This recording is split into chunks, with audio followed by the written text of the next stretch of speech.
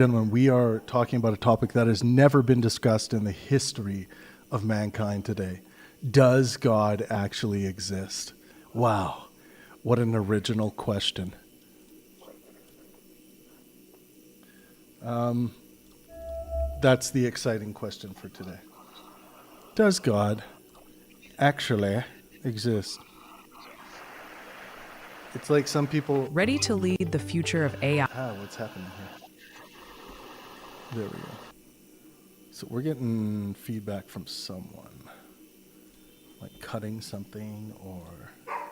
Is God... Here we go. Now we're good. Now I can invite everyone. Everyone. We are live. Does God actually exist? Join us. Boom.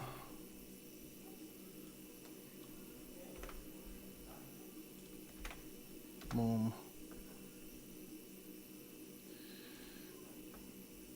Who's got an argument for the existence of God? What is the most convincing argument anyone can come up with right now? I would say personal experience. The argument from personal experience. It would be ridiculous for me to demand that I have access to their personal experience, at least where we're at with technology now. So, yeah, because of that barrier, if someone's like, I had this experience, it's like, you know. What up, everybody? Basically have to just grant that one. There's no real way to deal with it.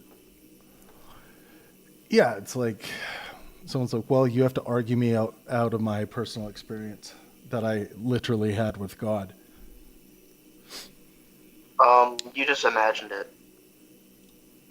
Yeah, I mean, that's easier said than done, though, because, like, imagine, CJ, you had a personal experience that was, like, the most transcending thing that's ever happened to you in your life. And then you just tell the person, well, you could have been hallucinating or imagining it. And then the person's like, what if the person's like, yeah, I know I could have, but that just doesn't seem like what it was. Sure, but don't they do that? I mean, I don't know if they've ever done it to you, but I've had apologists do this crap to me where they're like, well, you actually didn't truly believe. You didn't actually truly see. You know, if you ever stopped believing, it's because you weren't, good faith enough, or you weren't actually truthfully seeking. Like, it's just gaslighting, saying that, oh no, you're not a real believer. But one thing why I give it like the extra little nudge over other like ridiculous arguments for the existence of God is because when someone asks me now, like, what would it take for you to be, what would it take for you to change your mind? The best argument I can give is if I had some kind of transcending experience, but that it was strong enough to override all of my current epistemic values, my current ethical values. But it was just so, it literally just like, despite me having different epistemic standards, it literally just changed my brain states. Whatever induced the experience, it just did.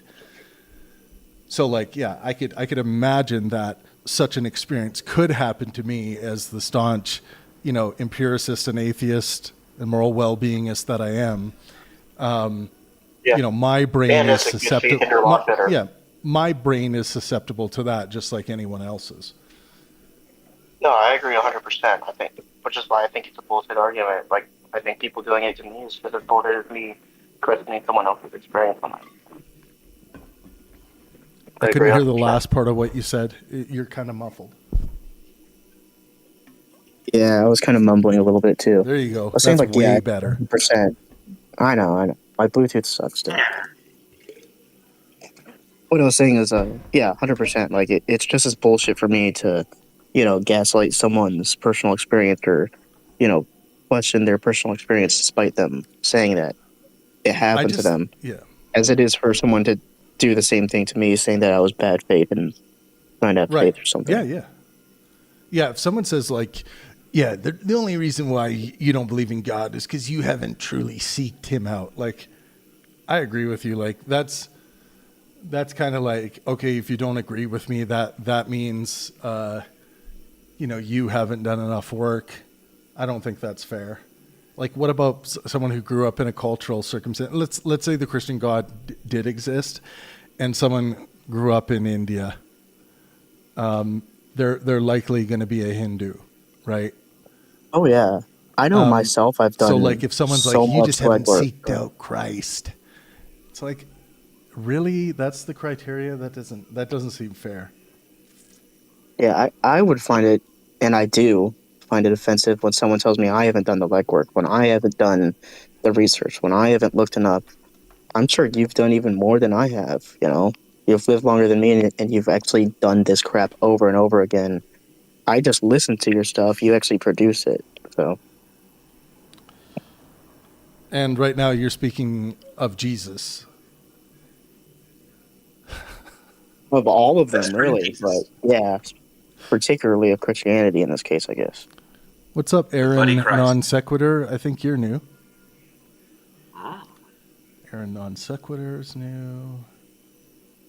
And this person's new. I think I still have streamer mode on. So, yeah, anyone who joins, feel free to just unmute and say anything you want, hopefully pertaining to the topic. Call me daddy. I'm gonna deafen you and undeafen you so that you can unmute if you want to. Oh, yeah. Well, they can't hear me. Never. Does everyone have roles in here? Okay, yeah, it looks like Aaron Non Sequitur has a role. So, okay, cool. Nice. Well, I do hope we get in some of our theists today. That would be nice. I do think if somebody comes at you with the like, oh well, you haven't been faithful enough, it's pretty much equivalent to hit them back with like, oh, you don't understand epistemology enough, or you haven't done the science, which is not necessarily productive. It's just equitable. Yeah, I hear what you're saying. Yeah, we can do mind reading all day on all kinds of different positions, but I don't think it gets anything. It doesn't get us any further. I guess depending on what someone's goal is. If someone's ultimate goal is to like win souls for Christ, I could see how it would be rational to pull that kind of stuff, because on some people that would work, maybe. But yeah, that was the thing though. Like someone the other day was saying to a Christian who was in our stream, like, why can't you just let bygones be bygones and,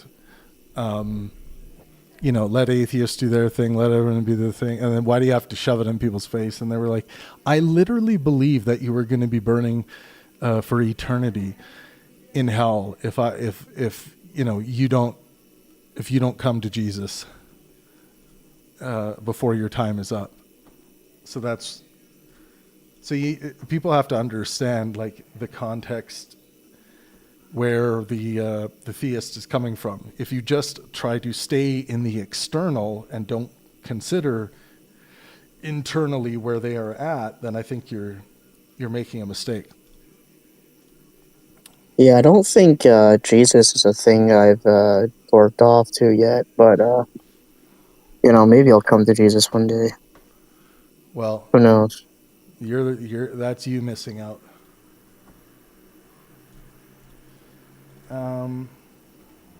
I always, I grew up going to Christian camp, and we didn't really go to church much, but I've always just kind of thought that it was unbelievable.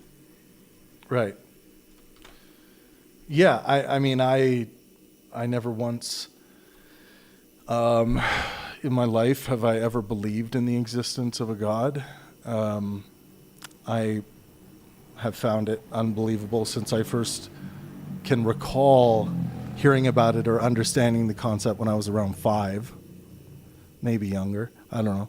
But yeah, my mind went to right away to where I think the most helpful place to go to in a conversation is still today, and that is an external critique related to authorship. Because once you agree that human beings are fallible, and then on the other hand you agree that human beings wrote the Gospels, then you could say at least some of it could possibly be mistaken or screwed up. All of these different things that, or there could be sin in there, right? The sinful nature of man. And then people they want to say, well, but they were divinely inspired. But do you think human beings, do you think it's scriptural to believe that human beings, when given divine inspiration, are necessarily not going to sin with it, or are somehow going to become infallible deliverers of that information? Fuck no. There's nothing in scripture that says that about man. So I think the external critique is the strongest position when it comes to authorship. It goes all the way back to the origin of sin, right? Like, humans could do everything exactly as God wanted them to do. That's what he wanted at first, and then we ate the fruit from the tree of the knowledge, and then we became apart from God and started doing things he didn't want. It's like, God has the power. God doesn't want to intercede on our free will until it matches with his plans, but also not until it matches with his plans, because it would have been to his original plan that we didn't, act on our own free will. But also, he did intercede on our free will for the writing of the books that we constantly argued about, and, interceded on the free will of everyone who argued about which goes in what book, blah, blah, blah, blah, blah. Yeah. Wasn't the burning bush talking and tablets thing imposing on free will of man? Or the hardening of the Pharaoh's heart. What's up, ding dong? But there's arguments about that one. I don't believe them, but there's a lot of good apologetics out there, all surrounding that one verse. Yeah. What up? What up? What up? What up? What What up? up? What up? What you doing? Peace be to Just Allah. finished work. Allahu Akbar. Peace Takbir. Allah Yeah. Akbar. Yeah. Hello. What's up, Desired? What's the topic tonight? The topic tonight is it's a new topic. No one has ever talked about this topic in the history of mankind. Does God actually exist? Oh, Blasphemy. This is a blasphemous conversation. Fuck yeah. No, I hope some of our theists come in tonight. We should troll Luke and Brody in DMs. See if we can get those guys in here. I was going to say, if Luke joins, he's going to have to confess, even considering the topic. Of course, if Luke joins, we're going to have to talk. We have to make sure that explain to him that as much as he might think this conversation is about parenting, it is about God. He's just going to have to understand that. Okay, inside joke from episodes people might have missed. I think it was quite clear that Pope I think it was the 16th,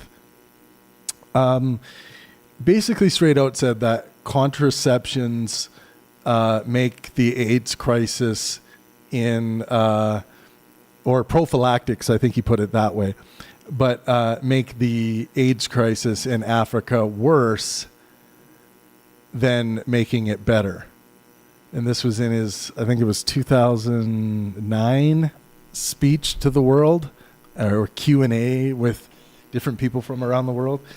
And then Luke tried to say that it was about parenting in the end after I read the entire document, which was about 30 minutes that I'll never get back.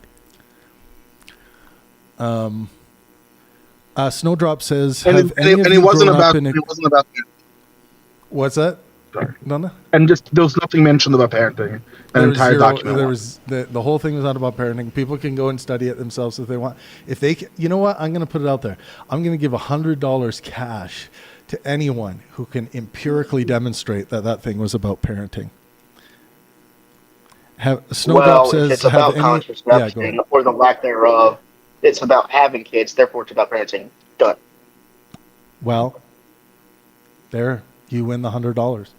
Snowdrop says, have any of you grown up in a completely godless society? No godly encouragement, sins considered, inapplicable, no holy guidance. No, I'm not sure a completely godless I'd say so. society exists as far as like the culture of God belief exists. I don't think we've really had that yet. Like, I think even in cultures that claim to be godless, there's like some kind of political deity where there's like a godlike structure. So I don't know. We seem to always be diddling in that to some degree. And I'm not here to say that all God belief, like, I mean, Christian God belief, the majority of Christians who have ever lived, I think, have lived pretty virtuous life by my virtue standards, by the standards of my moral quest. So yeah, but I don't think you need all of the baggage of sinful nature, hell, you know, some hateful things towards homosexuals, or murderous things towards homosexuals, I should say. Don't work on the Sabbath. All of the, you know, the stupidity of the Ten Commandments. Like, you can do much better than that if you simply just go out there in the world and maximize well-being, physical, mental, and social health for yourself and those around you. When Christians are doing good, that's what they're doing. They're not doing anything but that, in my opinion. And I'm also not shitting on the excellent level of social health you can garner for yourself by way of Christianity or practicing Christianity by way of church culture and things like this. The prompt is, does God actually exist? Exactly. I have a question. Why actually? What work does actually put here? I was feeling very lighthearted when I formulated this question, and I imagined myself sitting with someone at the barber shop, and the person's sitting there, and they're like, yeah, I believe in God. Yeah. It gets me through the day. And then I look over at them, and I'm like, yeah, but level with me, bro. Does God actually exist? I think there's some lighthearted before power that, your behind topic that. was, does God actually fucking exist? Oh, right. I did cut out the fucking, yeah. Yeah, go ahead. Small Yahoo. Yeah. Yeah. Well, listen. I think we're all small, especially in the scheme of things, especially, you know, compared to God over here. And Yeah, like I don't think anyone's that- penis size compared to a black hole is super tiny. Well, I don't know which one of us is getting sucked in right now. I think that's racist. Yeah, You're there's some racist. kind of race. But- There's some kind of racial joke in that. For Anyway, sure. look. Yeah. I think it's, you know, unless there's a bunch of, you know, built up that I missed, you know, to say that things like the Ten Commandments, right, in some sort of artificial isolation, it has to be artificial because they're not isolated. They're part of a massive corpus of books. That they're stupid. I disagree, right? Forget about philosophy. Forget about arguments for, against, you know, based on the text alone. My experience is that when I interact with, you know, very religious people versus very secular people who assure me that they try to do, you know, more or less what you just described of bettering everybody's condition around them, the experience is always better, okay, with the religious people who don't, you know, just sit there and assure me, you know, what wonderful people they are because they try to, you know, better everybody's, you know, experience or, you know, whatever else we figured out using, you know, the latest psychology. Yeah, but I'm just saying, like, despite what the Ten Commandments profess or say, and people usually take them as all 10, they don't feel like they can. That's one of the worst thing about the Ten Commandments is that you can't just like take some of them apparently and use some of. You got to use them all, right? So like let's look at them. You shall have no other gods before me. What a pussy ass, you know, sycophantry. thing for some kind of like insecure, small penis imaginary god would demand. Number 2, you shall not make idols. Why the fuck not?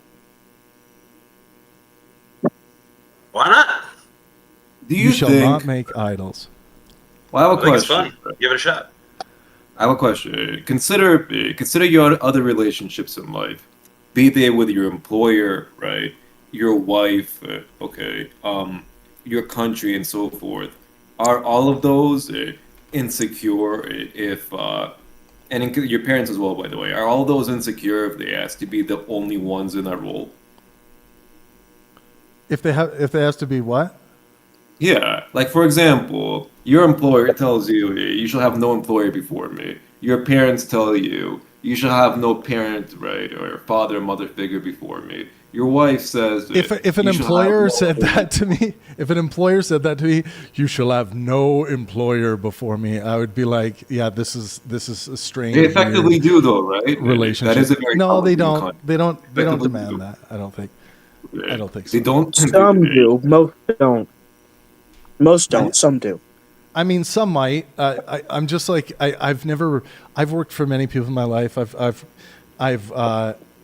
employed and managed hundreds of people in my life, and never once did I utter anything even close to that, like demanding some kind of loyalty. It was never about that. Like granted, Big Yahoo, I can imagine people doing that because they would think that that's like an effective way to like build teams and manage people, and like, you shall not seek work anywhere else. I would never tell someone that. I think it's icky.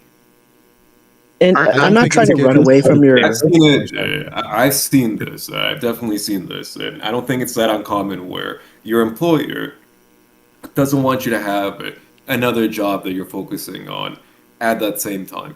Okay, but no, this is a different thing, and I'm not trying to run away from your hypothetical, but no job says you cannot consider working at another job. No job says you can't have brands from other companies in your house or even competitors in your house. Like, I would want them to no have spouse freedom. says that you can't go interact with other women. I mean, I at would all. take it a step further.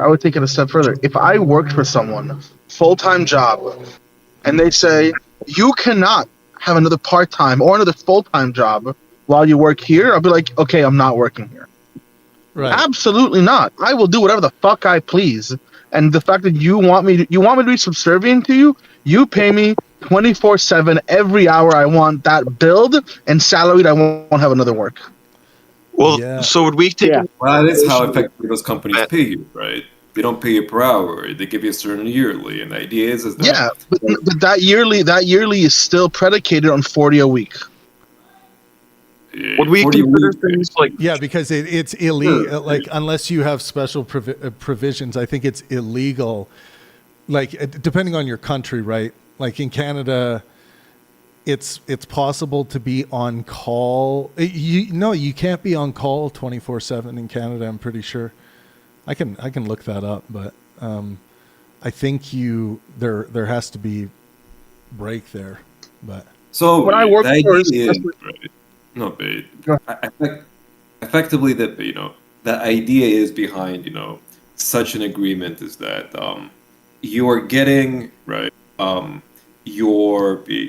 you're making sure that the guy who you're employing right is able to give you his best. Okay, he's able to give his best and potentially will in fact be available in case of emergencies and so forth. That's the idea behind it. But I have a question. Is the only, out of all the different analogies that I gave, right, because I gave a list, is the employer one the only issue? Can we keep the other ones?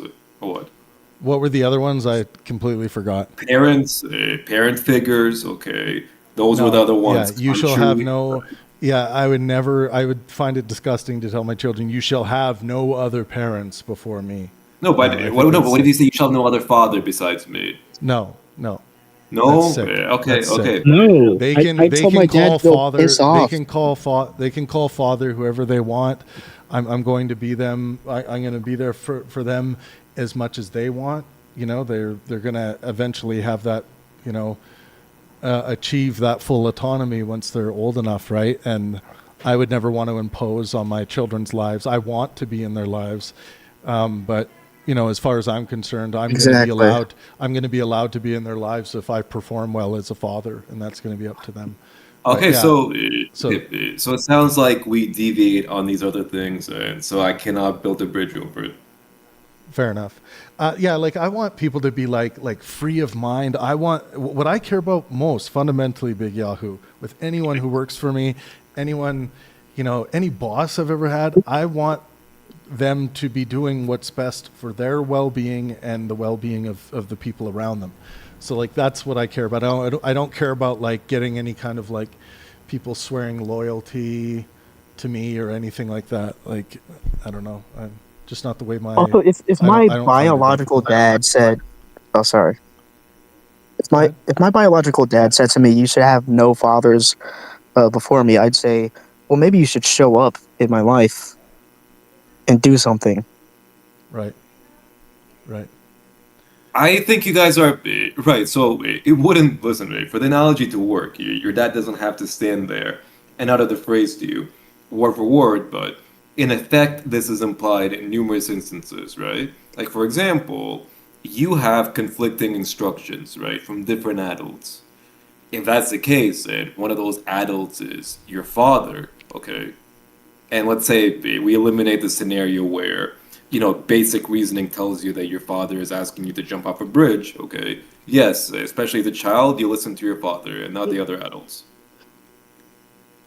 What? I mean, you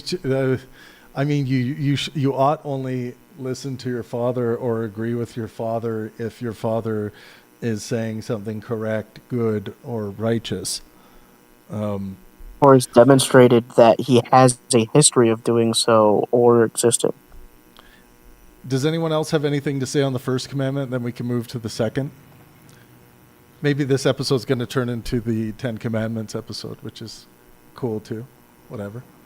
At least it's fun. Honestly, I don't see people running through 10 Commandments as much as they should. Yeah, I like running a train on the 10 Commandments once in a while. It just makes me feel so superior. Number 2. Damn. You shall not make yourself an idol. What about Canadian Idol or American Idol? That used to be a pretty good show. You shall not make yourself an idol. Traditional meaning, do not create or worship. That show was never good. Graven images. Are you kidding me? There was the... Never. I'm starting to think it wasn't very good because I can't even think of the seasons I like most.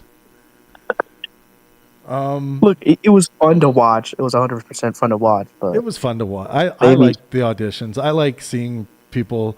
I mean, when American Idol first dropped, I can say when I was a young teen, I enjoyed seeing Simon tear a strip off of the shit performances on stage.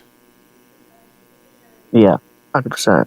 It was fun. Nowadays, when I think back to that, I'm like, this was just like popularizing bullying, to a certain degree. Like I understand it's a show, but like he wasn't only attacking their singing. Sometimes he was attacking like their weight and shit like that on national TV. And when I think back to that, I'm like, yeah, that wasn't good. It should have been just critiquing the music and the singing. But there's some gnarly feedback on YouTube, y'all. I was just letting you know. Like you can't hear it on here, but I was just on YouTube and there was some gnarly ass static going on. Oh, okay. Okay. I think maybe I had the stream turned up. I wasn't turn it on for a second. It should have been just critiquing the music and the singing. But there's some gnarly feedback on YouTube, y'all. I was just letting you know. Like you can't hear it on here, but I was just on YouTube and there was some gnarly ass static. You had me at running the train on the 10 Commandments. Check.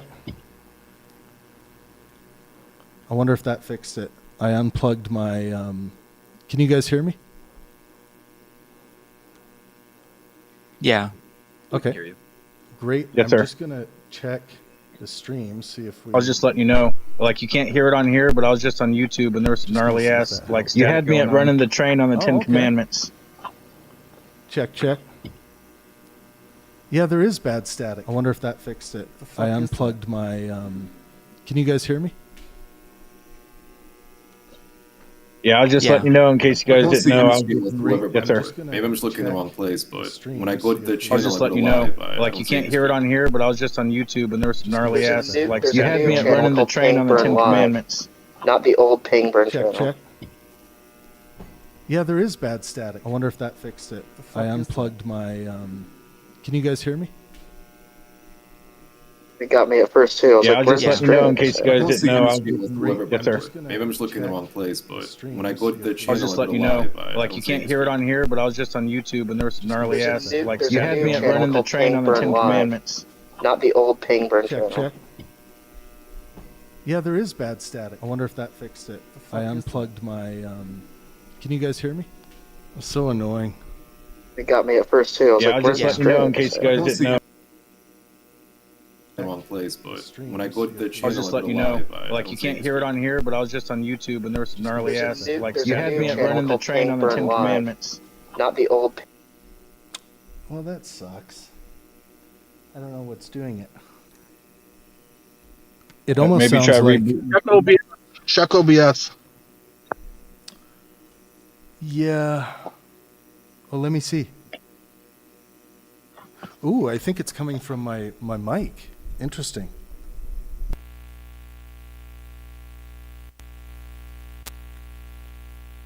Input. So let me try changing input. Nope. I can see the static now. I have it. Okay. So, back to that.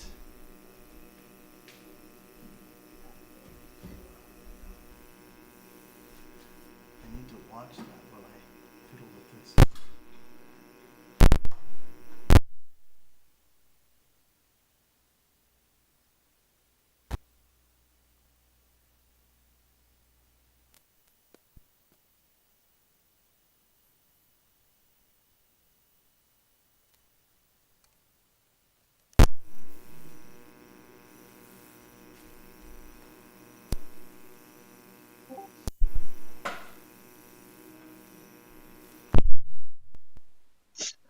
I believe in imaginary friends, y'all, and you can't stop me.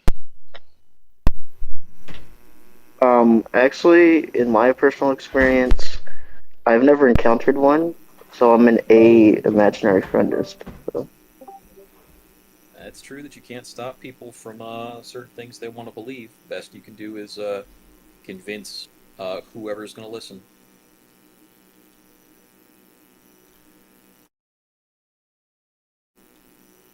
I feel like usually the angle that one is trying to take here, the angle that one ought to take if they want to make progress from the atheistic side here, is just to insist that epistemology is important. It's important for us to be confident about the reasoning behind our beliefs, to understand why we believe things, and to have a sound justification for what we're believing in. And if we do agree that it's important to be correct about what we believe in, I think that leads us away from God. God, I'm going to let the thing go. I was going to be entirely reductive. Go ahead.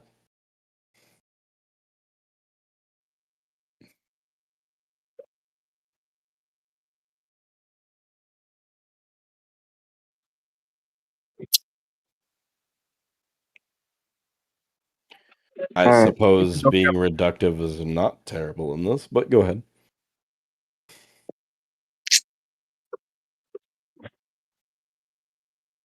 My damn dogs keep barking, so I gotta have my mic off. Just personally, I don't really care about making people into atheists. I couldn't give a two shits I about that. suppose I've being reductive is not learned terrible throughout in my this, life but go that ahead. many atheists are epistemically, for lack of a better word, regarded, and they will have the same issues understanding other facts. For example, it was very disheartening when I first lost my belief in God to find that the atheists around me could still believe in Reiki and could still believe in horoscopes and could still have very bad reasons for why they don't believe in God. And in many ways, getting someone hooked on the epistemic bug um, isn't because they care about what is true necessarily, but they kind of need to make sense of the world. So, like, I just don't care about making people into atheists. I don't think it does anything for people. Some people are better off believers. Yeah, are you saying that the people you're talking about that believed in Reiki and other matters of what I would call woo were indeed people who were strong in their epistemics, or do you think they were just kind of loosely affiliated with the idea of epistemic reasoning? I think they were either had engaged in cognitive dissonance, had double standards, or applied epistemic norms in one way but rejected them in other ways. Like that's just the way I look at it. Yeah, like I think it's collective epistemic requirements. Yeah, or for example, they don't buy into the whole like they don't think the scientific method is the best way to get to truth. I think there's better ways of getting to truth. They think that it's overly naturalistic or physicalist, and yet they still won't believe in God because they think the arguments are logically wrong or applied epistemic norms or whatever Bayesian probability they apply to it doesn't work. But it does apply to them for example, acupuncture. I think a lot of and I'm not going to make a claim on what percentage, but I think there are a lot of people out there that are atheists that do it just because they were never convinced of it, whether it be because they were never given a good argument or they just didn't receive a lot of arguments. But not being convinced of a bad argument doesn't mean that you know what a good argument looks like. And I think some of these people see people like Richard Dawkins, not really that much these days, but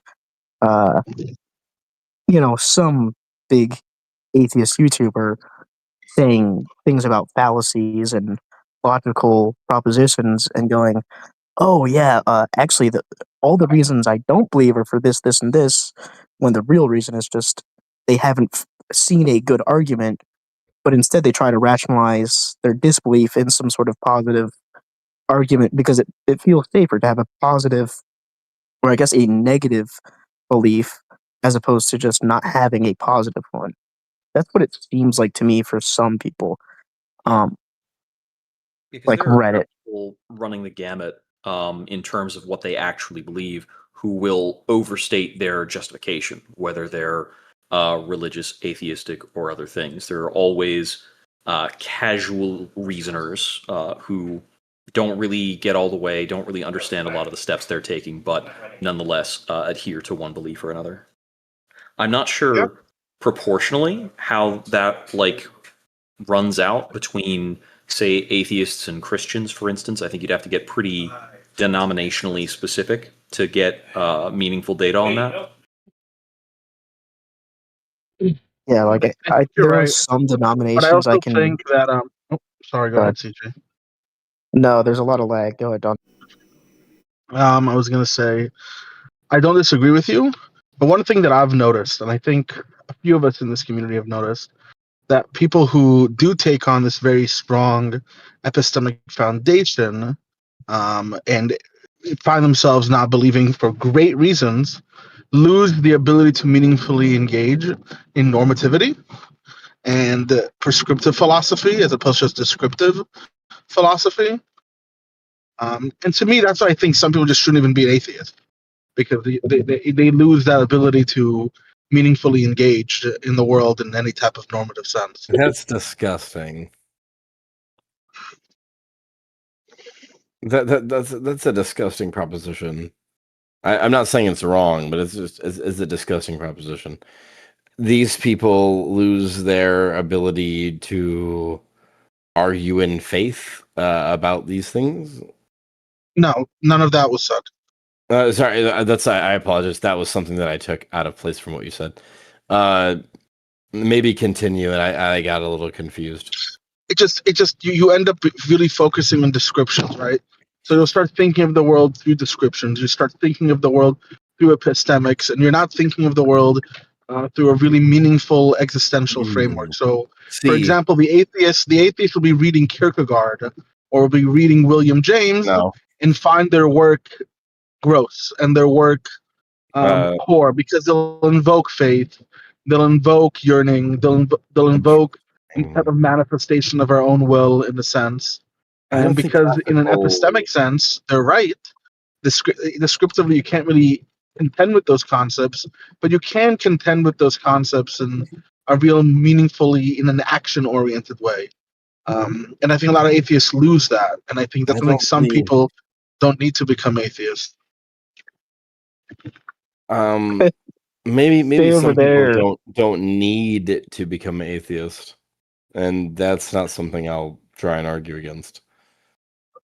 However, I think that there are many lifestyles, many accessible to today lifestyles, and the way that people exist that don't require them to be that verbose. I agree. I'm just Yep. verbose. I'm going to try to make it non-verbose. A lot of people, when they become atheists, kind of um, see the world in a pure mechanistic way and lose the vision of how they affect and create the world through simply believing in themselves or believing in the possibility of something against the odds. So what I'm hearing is it's not a big deal, but it's there's a lack of verboseness. I think I have a really good phrasing for this. Maybe you do. I There's a find lack that of. Go ahead. I was going to describe what I said, but do your thing. Do your thing. Yeah. I find that a lot of people, when they move away from faith, fall into a trap of hard empiricism, where they begin to deny things that are not empirical. But there are plenty of non-empirical things that are very important, and that, well, like morality. You can't really you can Morality isn't relate. real. Morality is a description upon types of sentences and words that we use to describe about how we feel about those That's things. his point. You're being a bit pedantic on that, but yes, that is kind of the point. The point is that it's still important to have a conversation on this topic. You know what the topic is, so you don't need to belabor, whether or not it's real. Actually, I'll be real. To be honest, I really don't. Okay, cool. Well, I'm not trying to be an asshole. I legitimately I came in very much later to this, so I might not be a part of that. If I am, I am. But I just want to be. I think where Exile and I are converging, and I think he's I don't know if you're agreeing with me or just stepping I'm with me. trying to get the phrase for you as much as I can. Okay, so go ahead. Finish your thought. Oh no, that was it in its entirety. So, but yeah, I agree with you. I agree with you. They're not engaging in moral. But for example, you'll talk about the trolley problem, and you'll point to how the trolley problem doesn't have an answer, and you stop there because something without an answer, something that's unfalsifiable, is not something that we should even consider from a epistemic perspective. But from a lived perspective, from actually engaging in the world, engaging between other people, the fact there isn't an answer here means that we get to choose what the right answer is. And learning how to do that, learning how to apply those types of normative questions into your actions is really important. I think deciding that those things are particular things are an issue. I agree with the idea of taking those things as they are and moving them across the spectrum of our understanding and to be put through rigorous testing. Yet I don't believe in any of these things wholeheartedly on their own merit. I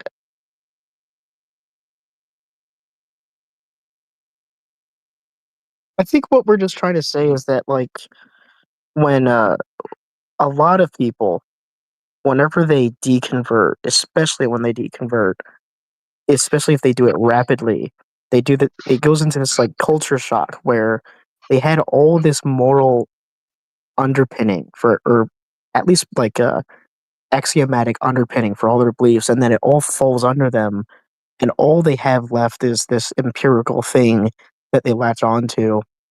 And you can get really mad and frustrated about it, and all you want to do is shout on Reddit about how, it's unfair that the system has done this to you, that everyone has led you astray because now, everything feels like it was a sham. Sure. I had a long time in my deconversion, so I didn't have this as much, but I see it a lot, and I feel like this is what a lot of the, a lot of the people that just seem to not have great arguments and seem to be really frustrated seem to be in that place, and it's not because it might not be because they have bad epistemological grounding. It might just be that this is the first time they've ever tried using it. If you think anybody in here, anyone inside of this room, and I would be very much spoken to about the people that just haven't considered that as a possibility, your epistemology is off. I'm not saying nobody's considered that. I'm just bringing it to light. I agree with you in like a vacuum in what you're talking about, but I don't agree with you in the continuity of people that exist. I'm just saying it happens, and I think that's why we see some weak epistemology in some atheists. Weak epistemology? How so? Because they've never tested it before. Like this is the first time they've ever been on it. What is testing it to you? I guess not tested it, but used it. They've relying on other axioms for the rest of their life. What is used it for you? Because if we're going to go off of categories that you're declaring, we gotta figure out what those are. So, what is that to you when you declare that category? Acting on. I guess I'm saying it in a weird way because everyone uses epistemology. I meant to say empirics for epistemology. My bad. They're just similar under epistemology. As an underpinning for your epistemology. Okay. For mine or just for a general one that you have? For these people we're talking about. I'm not going to make any claims about your epistemology. Well, no. That's why that's 100% why I'm asking. So you believe? Is CJ talking about empiricism? Most atheists aren't empiricists. No, I would actually say that most atheists are empiricists, but that's fine. Is it I've got zero problem with talking that out. Is it okay, CJ? Am I understanding you correctly? Are you saying that atheists become very good at looking at like a specific proposition and seeing how it doesn't rise to doesn't warrant belief, but they lack the ability to look at to create propositions that do warrant beliefs because they haven't practiced actually empirical investigation and epistemic than I am. I'd say a decent amount of new conversions or new deconverts, especially ones that did it rapidly. Yeah. And I think that explains a lot of the stuff we see on Reddit. Really? Yeah, I think new atheism in the way it was communicated, and the way it was structured in a lot of ways was pretty bad at bridging people. I can clarify that. I'm done with the phrase. Sure. Was pretty bad at getting people across this kind of gap. Old theism. Let me just like describe a bunch of shit and then declare it after the phase. I apologize. It just doesn't make a lot of sense. Okay, like I can tell you what new atheism is if you wait until I'm done with the sentence I'm saying to ask the question. Instead of doing like a monologue, can you just say? Well, I need to make you stop interrupting the way you're doing. I'll stop, but if in the next explanation that you have, it describes what you're trying to explain. Okay.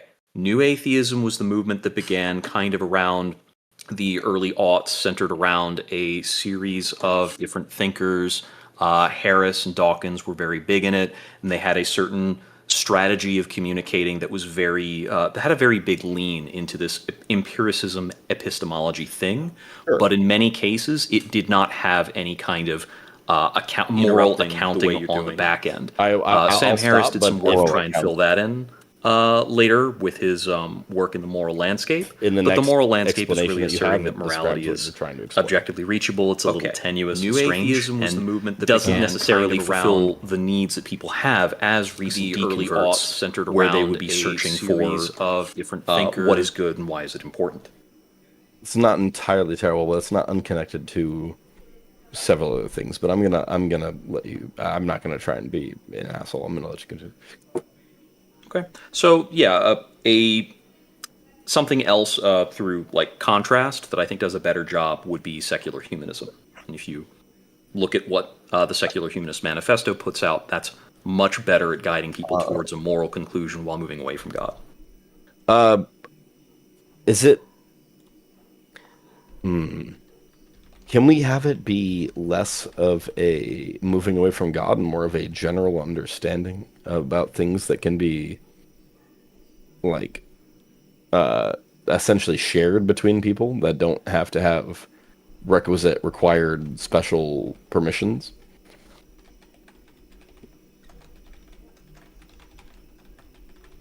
I don't get your meaning there. Apparently, like some people seem to experience like a special permission that allows them to see God where other people haven't, even within the same type of religiosity. Oh, I think I'm following you then. Yeah.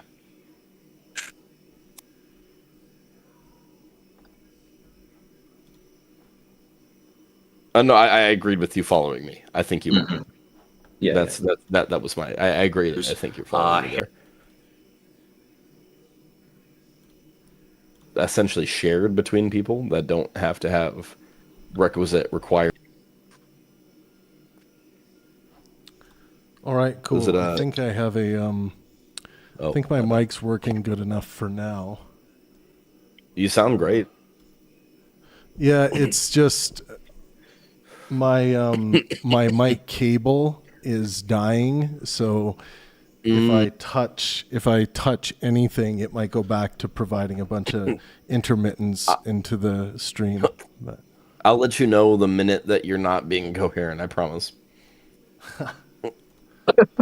Impossible. I will be completely up your asshole the second you appear not coherent. Go ahead. I'll message you personally, and I'll be like, Travis, your inner asshole is not there. All right, where are we at now? I don't think most atheists understand what empiricism is. Lefolius, Lee Folius. Okay, well, I would like to bring in Lee Filius. Anyone who's not speaking, if you could please mute, or just let them go for a bit, and then we can offer some critiques. Absolutely. In response. Go ahead. Filius, the floor is yours.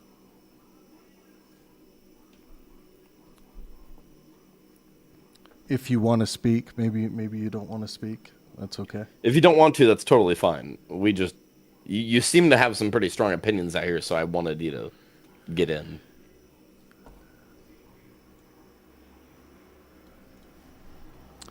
I don't think most atheists understand. Travis? Also, just Jack, I'm going to get some conversation rolling here. Yeah. I was going to. Yeah, could you mute Jack? Just because it's I don't want to get your background sound. I have no background sound. Well, I'm getting a lot of sound from you when you are humming and hawing in between things, and it's you're picking up extra things when I'm talking. That's different than just me having sound in the background. I agree.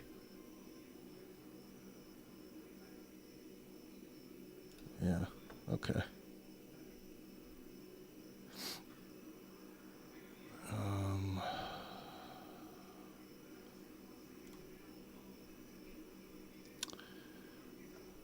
I wanted to point out real quick that there's actually a sliding scale to atheism, and most theists are actually partially atheists. There's very few theists that are fully theists, because most theists only acknowledge one God and deny all the other gods. So there's actually a sliding scale of atheism within theism itself. Is just a quick little point I wanted to point out.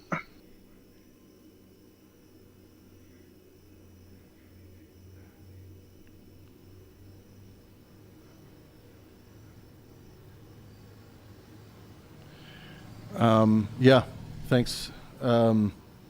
We have Mushin. Mushin, did you have anything you wanted to say? Today's topic, sorry, I had a mic issue.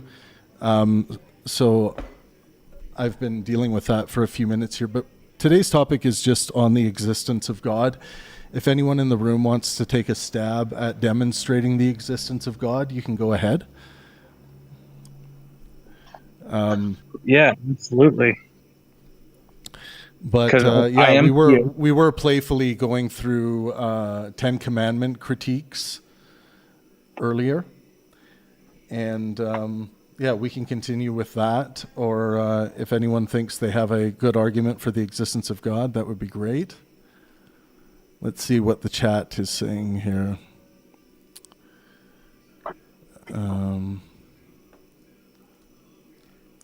Yeah, we went through. Like I was going through with Big Yahoo just the critiques I had for the Ten Commandments, and yeah, I think there's a lot of well-being, anti-health within the Ten Commandments, and one of the worst things about the Ten Commandments is that most Christians believe that you can't just like piecemeal accept some of them and leave the other ones in the dirt. You kind of have to agree to all of them. And, the you shall have no gods before me. Someone brought up the example of like, well, I mean, Jobs will ask you to do this, and you don't think that's tyrannical. I don't think Jobs ask you to have, you shall have no other job before this job. Like, my experience of hiring crews and running businesses and working for people, like that's just not the relationship you have with employees and or the relationship you generally will have with a boss. I think that would be tyrannical and weird and coercive if a boss was like that. So I would not prescribe that behavior. We didn't get to the main point on Commandment 2, you shall not make for yourself an idol. I think there is a discouragement of artistic and symbolic practices in this second commandment. So again, I think like artistic and symbolic practices are some of the ways that we'll create strong modes of inspiration for ourselves by engaging in, not necessarily like professional or official art therapy, but there is a lot of therapy in creating art and doing art and experiencing art that I think is quite repressive by the standard of the second commandment. Most atheists aren't very philosophically adept, which is why they don't understand what empiricism is, someone's saying. Yeah, you can unmute if you want, and we can have this conversation if you're interested.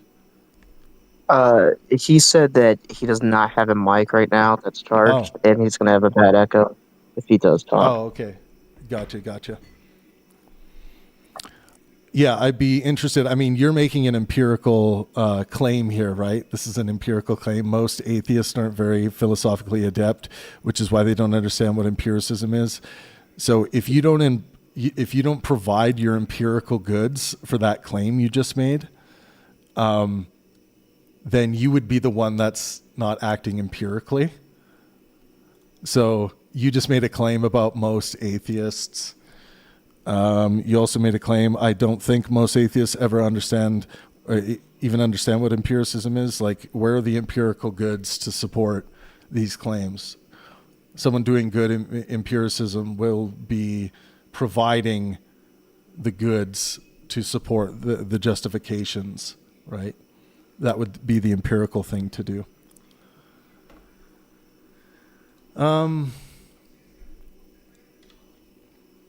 But yeah, it seems like the theists are not taking up the challenge tonight. Come in and Not, I'm here. I just don't want to butt in. But yeah, I got stuff to talk about. So the thing is, what was the topic of the day? What was it? does God actually exist? So yeah, how would you demonstrate that to me, being someone who not only lacks a belief in God, but I'm a Gnostic theist. Like, I know that gods don't exist. So Okay, I'd be that'll interested in like how you'd go about demonstrating that to me. Yeah, so that all comes down to how you define God, and followers of Abraham have done such a good job at um, separating the creation from the creator. So to me, I'm a non-Abrahamic true monotheist, and to me, every single expression, every single creation is a fractal expression of the one true creator. So therefore, we are all God. So you ask, demonstrate God, and all I have to do is demonstrate myself, for I am God. We are all God. I'm God, you're God. God is living through every single life. That is why it is the eternally living God, and with every life is death. It is also the eternally dying and resurrecting God. It is my position on it. Okay, so basically, do you think you're a god? Well, I don't say a God as in a pluralism. I say we Right. are all God, as because there's an underlying unity. We are all refractions of the Godhood. We are all fractal expressions of God. So yes, I would say I am God, but you are also. I'm no more or less God than anyone else. Okay, so how would you go? How would you go about demonstrating that? Because what can happen sometimes, I find, with theories or hypotheses of God like this, is that it's kind of a reworking of things that we maybe already know, like from an empirical standpoint, like from like a correspondence criteria of truth perspective, from a science perspective. We kind of rework what is already known, and then we kind of slap new labels on it. Like, is there anything about your position that you could point to as a justification for believing this that would support the claims you're making about the godliness of all of that stuff? Because to me, that's just what you're describing is just like, you can say the fractals of this, the kind of like Deepak Chopra will talk about, how we're all connected by the quantum and things like this. So we're all really the fundamental creation or part of creation. Like, what is the thing that do you think you could show me that I'm not really aware of when I look at what we've modeled in, say, science? Like, what is science missing in its modeling where you could provide something to the objective modeling that's going to further our understanding, or that would necessarily point to your view of godliness tying all of this together? Well, first off, I don't believe in the supernatural. I propose an entirely naturalistic, monistic God. So I'm not proposing a supernatural God. There's no such thing as supernatural. So, I guess it's just all framing. It all depends on how you frame it and how you want to look at it. Is the glass half empty or half full type dealio? Yeah. Do you think is this a personal God at all, or is it more like a deistic God? Like, I'm still having a hard time tracking the kind of like what we're really talking about here. So maybe you just need to point it, maybe provide some more examples or descriptions of what we're talking about. I'm also curious as to how you've come to know this as well. Yeah. Okay. So no, it's not deistic, because deistic is essentially a God that created everything but is not interacted in everything. So Every single interaction is the interaction of God. And you asked if it's personal. It is the most personal because it is homogeneously saturated within all personhood. And you ask how I know. So creation is a misnomer because of the law of conservation of energy. We know that nothing is created. So whenever I use that term, I'm using it colloquially but acknowledging that it's a misnomer. Nothing is created. Things are just transformed into new, novel reiterations. So just keep that in mind whenever you hear me use the word creator or creation. What was the other thing you asked? Well, I'm curious as to how you've come to know all this. Like, I'm trying to understand your what is inspired this knowledge within you. Okay, so once I realized that I create my own world, and that's why I qualified before I started using this word create. Once I realized that I'm the one that transforms my world. We all choose the world that we live in. We choose what we walk into. We choose what we walk away from. We don't have to have all encompassing absolute free will in order to have free will. And so once I realized that I create my own world, I'm sorry, my dogs keep making noise, but once I realized that I create my own world, that's when I realized that I am God. I am the God of my own world. I am the president of my own world. I am the CEO of my own company.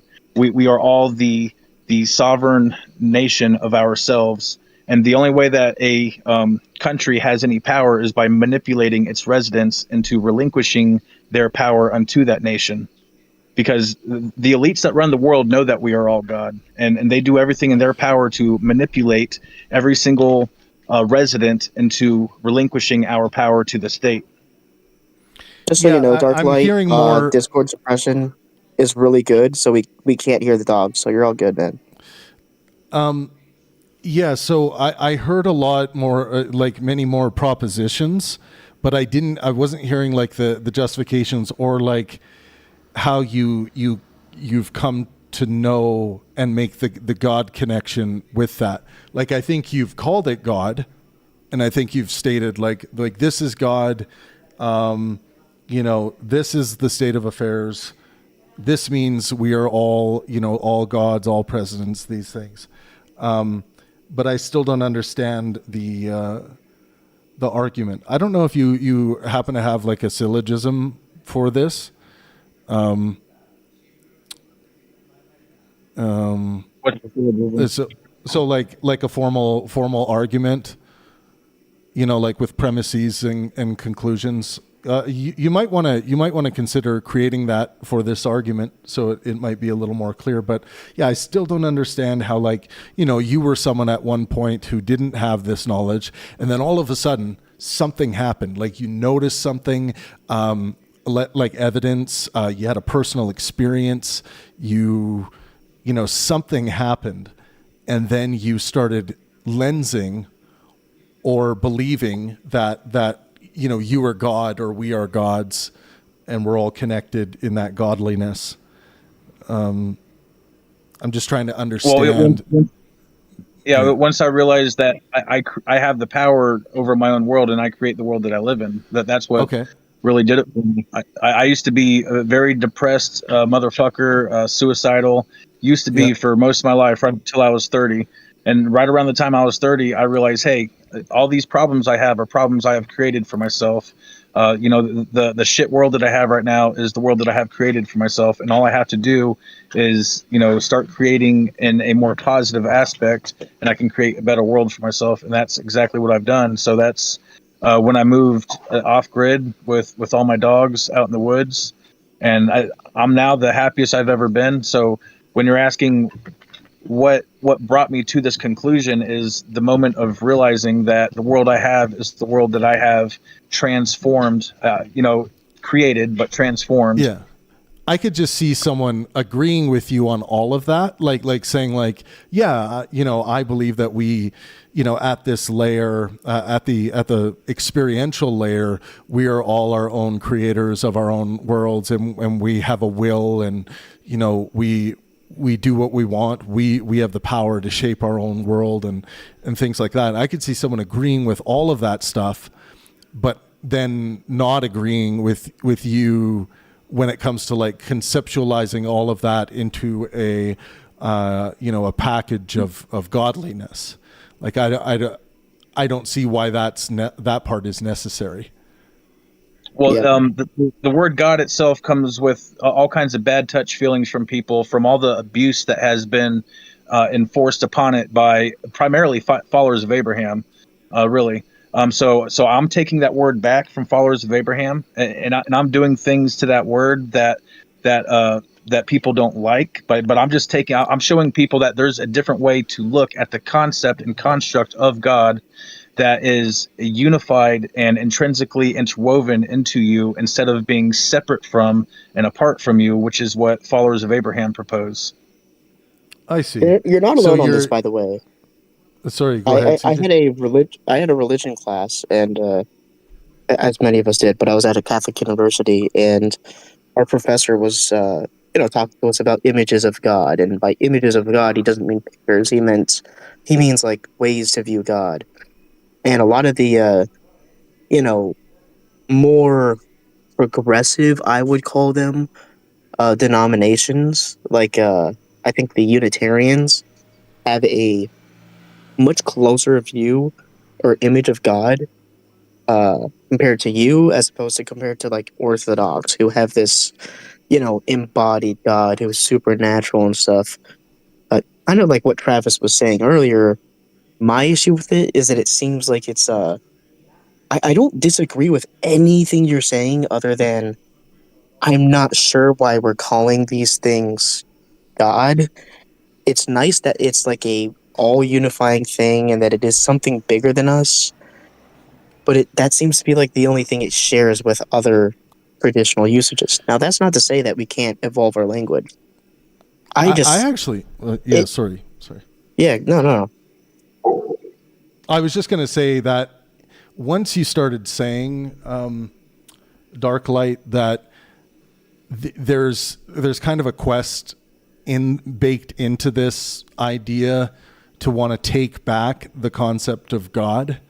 That helped me to understand like the reasons behind this a little more, behind the conceptualization. Like it made that picture a bit more clear to me. It didn't change my critique or my question about like whether or not this is an epistemically reasonable thing to do, like from a knowledge perspective. Like, does it make a lot of sense epistemically to start calling ourselves, or to start calling this intersubjective space that we're all connected in, does it make sense to call this God, given what God tends to mean when we look at all the different usages? And I'm not talking about like the negative connotations of God, but like the way God is used. Like I've heard people say kind of what you're saying is like, they'll be like, we're energy, man, and God is energy. That's what God fundamentally is. So if we're energy, we are gods. We are godly because we're connected to energy. So I've heard that before, and I kind of understand. I've actually heard it a lot from Rastafarians. Like, I know some Rastafarians, and some Rastafarians talk about God in that way, and that like all of the gods that have ever been thought of are like, they're all energy. So they're all just different iterations of like, the energy that composes, the mobility of the cosmos. But I get that we can conceptualize God as anything like that. Well, like we can start saying like God is quantum mechanics, right? That's what God is. God is quantum mechanics, and we're all quantum mechanics. But I just feel like it doesn't. I don't think it furthers the good sound epistemic endeavors to do that. But on the other hand, I understand the goodness and righteousness someone could the goodness and righteousness that someone could see in formulating the concept of God in that way, I guess is what I'm saying. Well, to start off with, like when you first started, rebuttaling, you were saying something like, he kind of made it seem like there is a monolithic, homogeneous view of God that is accepted all around the world. But if you zoom in really close and look at it, there is a lot of variation No, I wasn't associated with the saying that. word. Sorry, Okay, just to save some time. I wasn't saying that at all. I understand that there are, there's the God of the, It's flexibility with the concept of God, inherently. There's what? So there's flexibility with the concept of God inherently, as seen with all the various traditions and religions around the Descriptively, world. descriptively, that is true, and I think one can also prescribe to themselves the goodness or righteousness in using the concept of God in a way that they see fit. I can see that. I understand it. Yeah. Yeah, so it's my imagination. I can do what I want with it. I understand that God is a bad touch word for a lot of people, and that's part of why I use it, is to show people that, hey, there's a whole nother fucking ball game over here. There's a whole nother way to even associate with the word God besides the harmful, abuseful projections that followers of Abraham have inflicted upon it. I like that. I used to be very against that. I used to think like, well, if you're going to do it, you might as well commit to what it used to be. But now that you explain it that way, I do I like the idea that you can, because it's language, we can change it how we want. We can change, with our own language, we change the way we think and act. So, yeah, I really like that perspective, man. Thank you. The thing I said was, it all depends on how you define God. It's like when I say I believe in imaginary friends, no one ever stops and asks me, hey, what do you mean by imaginary friends? People just automatically associate that with what they think I'm talking about and then run with it. And people hardly ever ask me, what do you mean by imaginary friends? So and what, just to quickly describe what I mean when I say I believe in imaginary friends, is every single thing that we experience is through the mind. And it is through the brain, it is through the perception. Therefore, in a sense, every single thing that we experience and perceive is imaginary as it comes. I'm not saying it's not real. Our perception is our reality, but it is also an imagined projection through our mind. So when I say I believe in imaginary friends, my perception of myself is an imaginary friend. When I have a friend, a friend, right? Because it's hard to find real fucking friends. But when I have a friend, what you are associating with is a mental projection of what you think that person is. That is, you are not seeing that person for who they truly and actually are. You are just seeing a perceived projection of that person. Everything is coming through the lens and the filter of our perception, which inherently makes everything, in a sense, imaginary, even unto all of reality. So that's what I mean when I say I believe in imaginary friends. Do you think there is a difference between, though, our perception and the use of our imagination? Or do you think those things are fundamentally the same? Well, there can be a difference. It is pliable. It is so there can be a difference, or there could not be a difference, depending on the person perceiving. So, for example, like I think there is quite a lot of difference then. Like if we're sitting around, if we all imagine a red dragon in our heads, right? Charizard. I guess he's kind of orange, but a red dragon in our heads. I think that's just from a cognitive science perspective, that's pretty far disassociated from like what the abstraction process of our brain is doing when we see a dog running down the street. I think those things are very different. I'm not saying that they're always different necessarily, but I don't think when we see a dog running down the street that we are engaging or we're seeing an imaginary friend, if we are seeing a dog running down the street and that dog is mind dependent, it's not mind independent, then I think we are using our imagination, or our imagination is being affected by some kind of external force, be it disease or cognitive error. We make cognitive errors all the time. So it's an interesting concept of God.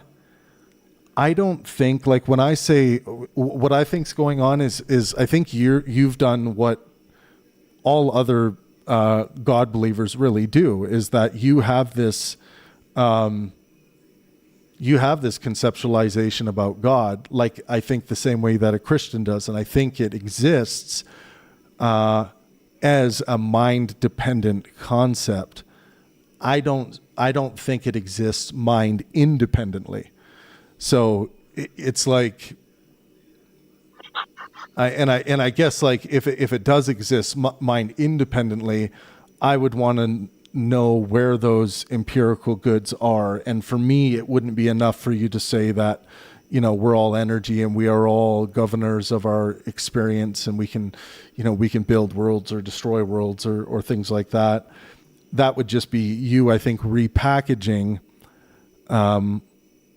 let's say what is already known or well understood as God. But I think that's what Christians and other believers in God do as well. I'm very happy to admit that. I'm very happy to admit that it is mind dependent. Gotcha. So I'm much more. That's honest actually than very most clear to me. Like if you're if you bring this to argue with other philosophers or whatever, if you start with that, I think it's probably going to lead to more fruit in the dialectic, because that clears it all up for me. Yeah, that clears it all up for me. But at the same time, as another point to add on to that, I don't think that there is anything that is independent of the mind. I'm an extreme subjectivist. I think everything is. Do you call yourself an idealist? Like, do you in the sense of not like political idealism, but like metaphysical idealism, in the sense of, do you think reality is fundamentally mind dependent or mind independent? There's other ways to talk about this as well, but do you think reality fundamentally is consciousness or mind, or do you think, like me, that reality is fundamentally physical? Well, so I have parallels with idealists. I have friends that are idealists, but to them, the most fundamental trait is consciousness. So to me, in my system, the most fundamental trait is unity. Unity is number one. Consciousness is number two. So in my, because I'm writing a book on it. It's Dark Lightism, the Theology and the Theory for Human Ascension. A unified duality ontology. It's going to change the world. I'm going to be a millionaire off this fucking book. So consciousness is actually not the most fundamental trait of existence. The most fundamental trait is unity, and from unity flows consciousness. Do you mean unity as like a just so I can understand this? Do you mean unity as like a force principle?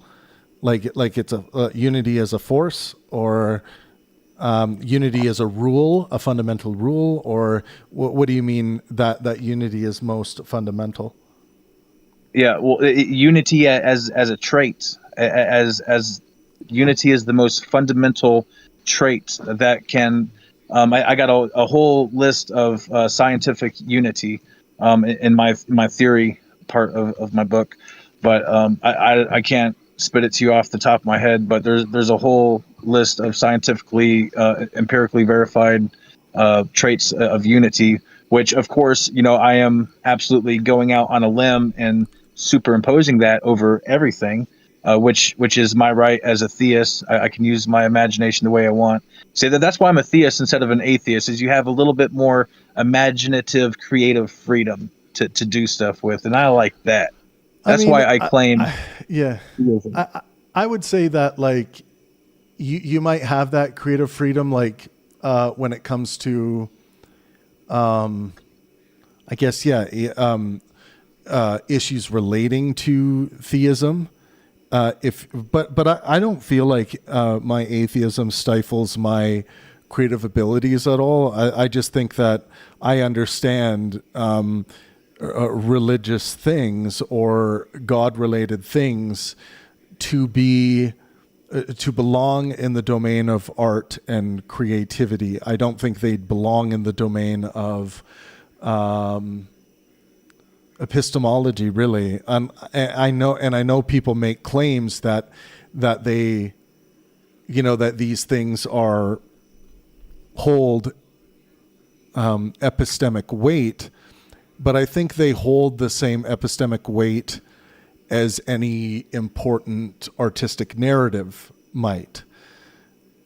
So, like, when I think about gods and religions and spirits and things like that, I view that all in like the literary narrative, intersubjective, communicative way of artistic expression, as opposed to really dealing with the nature of reality, like the objective nature of reality, like science deals with. One other thing that you said that was really curious to me, you mentioned like empirically verifiable issues related to unity. Empiricism, in my view, relies on physicalism. So whenever someone says that something is outside physicalism, or they reject physicalism, or something is more fundamental than physicalism, I tend to go straight to, how would we ever demonstrate that something could ever be outside of physicalism, like giving the reality that we live in? And people can kind of, are often like, well, I mean, there's the physical and then there's the non-physical. But to me, non-physical has never been demonstrated to exist, and I'm not sure how it would be demonstrated to exist. So I'm curious about how that would work. Like, if you're going to try to demonstrate that unity is fundamental, I think you, since you mentioned science, you would probably go about that in some kind of like objective modeling standard, or an empirical standard, or a correspondence criteria of truth standard. So my question would be, how would that standard, or the way you would demonstrate unity as a fundamental principle, how would that not be nested in something physical if it actually does exist? Well, a couple things there. See, you kept saying objective. I don't believe that there is anything objective. I don't believe in the prospect of objectivity. I'm an extreme subjectivist. To me, everything is subjective. But so I don't have my notes in front of me. But that's fine. But I do have like a whole list of empirically verified, experiment, peer-reviewed examples of unity. Now, of course, I am taking the leap of saying that is the most fundamental aspect or trait. I am taking that leap because you can say, okay, there's empirically verified earth, wind, air, fire, and then say that proves this, that, or the other. So I completely acknowledge that right there. But yeah, so I do have a full list of a scientific verified physical list. What is it? Yeah. Are you familiar with the anti-real view of what science is doing?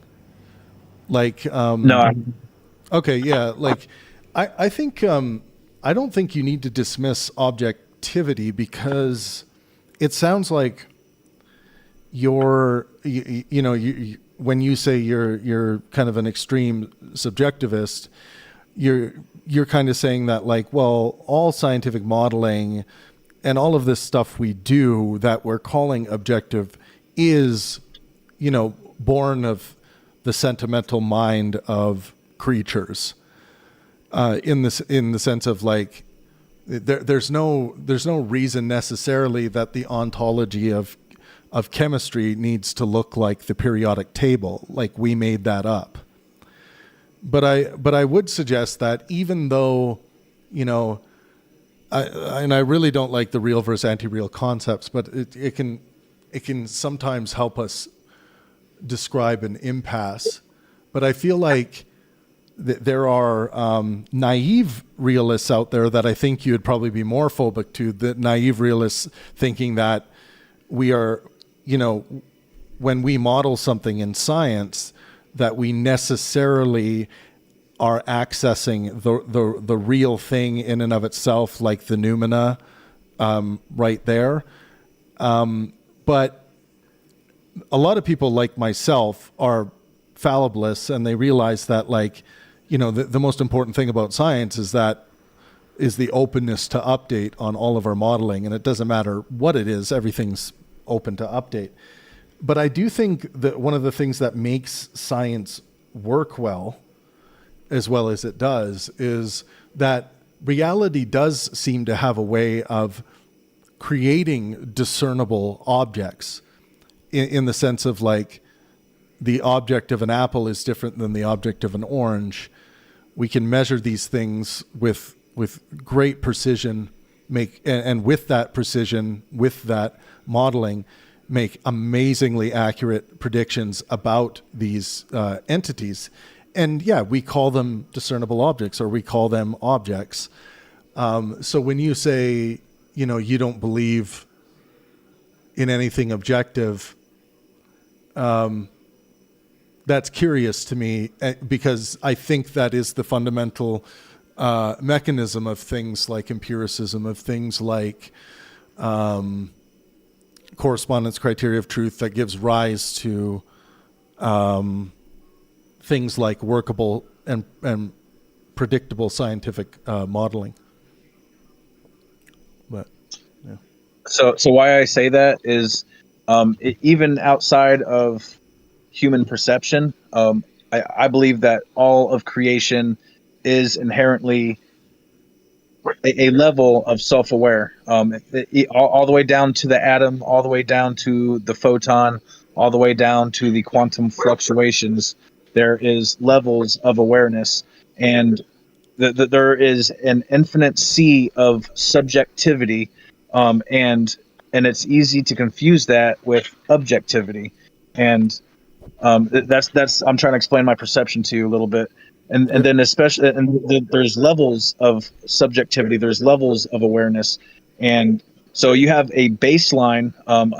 All of existence exhibits a baseline of homogeneously saturated subjectivity that is very easy to be mistaken for objectivity.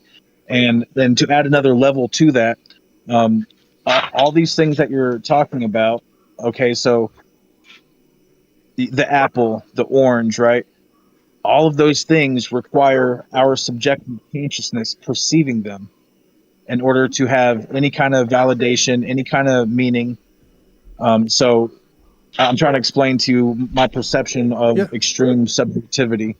So there are multiple levels of awareness. You have the human awareness, then you also have the awareness of the universe itself, which I understand that you guys wouldn't agree with that. But that is why I say everything is subjective. There's no such thing as objectivity, and I understand that there are consistent happenings. What up, Simus? I understand that there is. So let's say the sun comes up, right? The sun comes up the same time every day for everyone around the world, and most people would say, okay, the sun has objectively come up.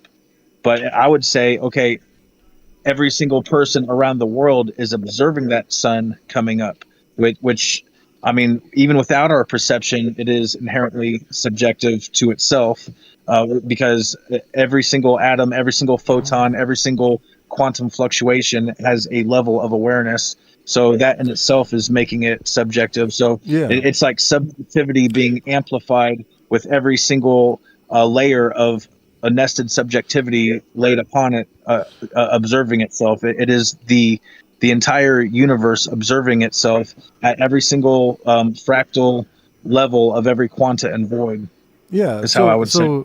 So a couple things there. I guess I would want to beg the epistemic question again and ask you just flat out, how do you know that everything has this awareness? Because that would be counter to what we've come to know from a scientific perspective. But I'm interested in your way of knowing when it comes to this, like, rocks have awareness, atoms have awareness. How do you come to know this? I pull it right out of my ass. Okay, fair enough. And that's something you're not going to hear from a lot of theists. No, I appreciate the honesty. I get it, and honestly, like there are people who believe, who hold the panpsychist view, which is close to what I think you're representing, that don't feel as though they're pulling it out of their ass, but I do think it what they are doing is a fancier, more confusing version of pulling it out of their ass. But that answers that question. So when you say pulling it out of your ass, what I see there is you're engaging in this like pure sentimental epistemic standard, where if something becomes coherent, and from a criteria of truth perspective in philosophy, we would call this coherentism or pure coherentism, in that you are like, this is something that feels coherent enough for you and you know it. And if someone comes along and says, well, how do you know it? Another way of saying it is you pulled it out of your ass. But the other way of saying the reason why you pulled it out of your ass is because it is so coherent to you. Like, it's like you know it because it, yeah. Yeah. Go ahead. Yeah. The way of saying that is, so I believe in the dark light perception of divine revelation is so all divine revelation flows from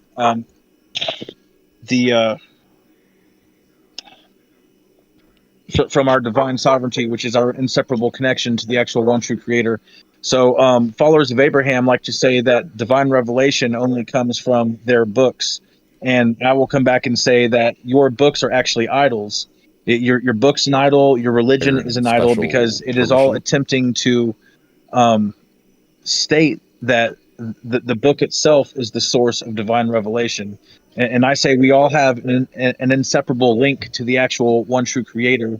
And we all have our own unique connection to divine revelation. And we are the standard and the basis for our own revelation that does not require the validation of other people's perception.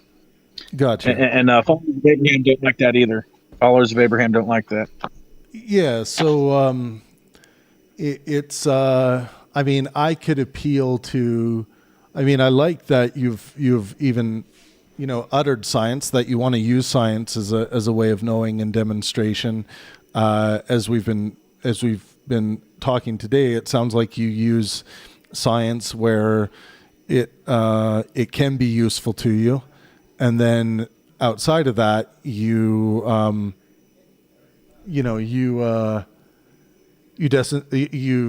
don't necessarily need it or need to use empiricism or correspondence criteria as a way of knowing for these things that seem so coherent to you. Now,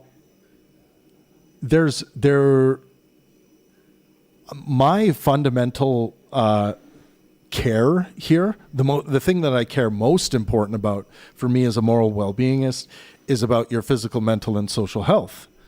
If these things are best serving your physical, mental, and social health and the physical, mental, and social health of those around you, then that's great. I obviously have my epistemic quibblings with, just relying on pure coherence as a way of knowing things, and a lot of these ways a lot of these things you've talked about today, I don't think exist mind independently, and I think you agreed that a lot of this stuff is mind dependent. And absolutely agree with that completely. Yeah. Yeah. And also to clarify my point, I'm not saying I know anything. It's actually one of my stances that I don't know anything, but I also say that no one knows anything. We only perceive things. Nothing is ever known. Things are only perceived. That is a stance I like to take. I guess I'll let you. Yeah. I guess I'll let you know what, like, for me, like, I feel like we all have beliefs in the sense that we all have a relationship to propositions, whether they are made explicitly or implicitly, or, propositions come our way by way of our experience moving through reality. They don't have to be formal language propositions, but I think we all confront propositions, and we are either in a state of accepting those propositions or not accepting those propositions. So I think that's what the phenomena of belief deals with. And then all I mean by knowledge, when I talk about knowledge, is when we try to do better than belief alone. There's this necessary criteria, I feel, that is quite universal to what people mean when they want to bring a belief to the next level. It matters to people whether something is true or not. Just like I think it matters to you, Dark Light, whether or not, even if it's just to you, that whether or not what you believe is true to you. Surely what you believe about God and the intertwinedness between, the net that's holding everyone together, that surely if you profess this, you believe it's true, or you think it's true. Is that correct? With the caveat, though, that I don't adhere to object. I will. That's fine. Yeah, that's fine. It can be whatever. In philosophy, truth is a way deeper, wider field than most people give it credit. And I think that in some way a person is going to want to know it's true. And then when I asked you for, like, what your justification was, basically what I derive from that is that your justification is that you feel a strong coherence with this conceptualization about reality and your experience, that gives rise to you wanting to profess this position to yourself and to the world.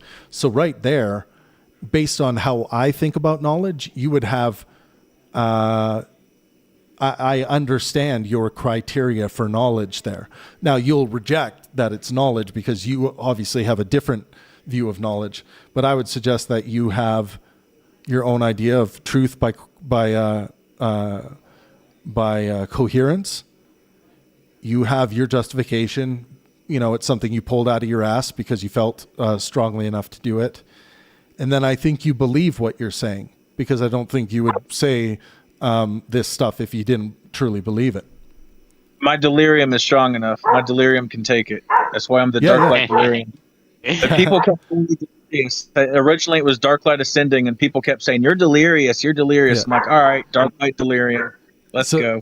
All right, Dark Knight Delirium. So you are an epistemic nihilist, but based on my, I'm in no way a nihilist. Nuh-uh. You're what? Sorry, I'm in no way a nihilist. Oh, okay. So you, when you say that people can't have knowledge, or that you don't have knowledge, or people can't have knowledge, that screams epistemic nihilism to me.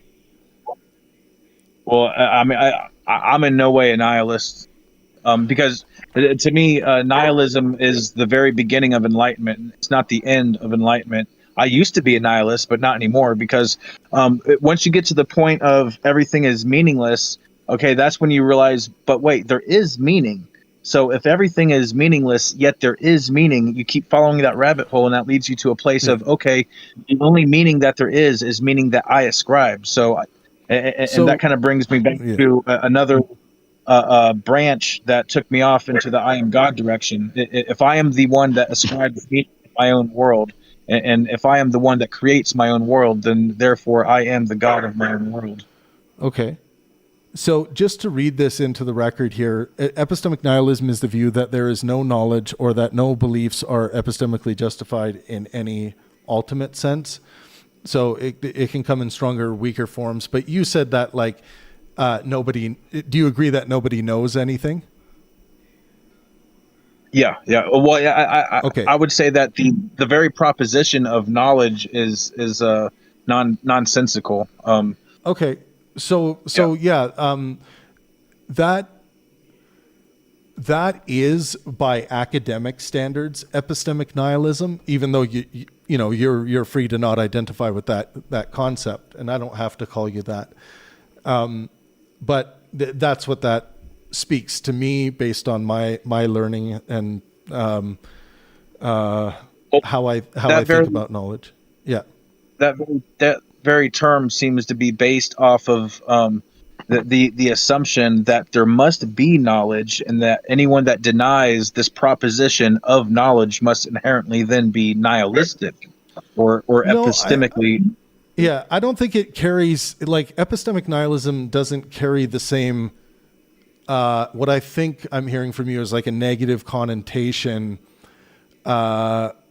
as, like, say, this idea that, like, there is no meaning, or at least no intrinsic meaning in the universe. That's not. It's just nihilism is used as the nil, not having language in academic philosophy.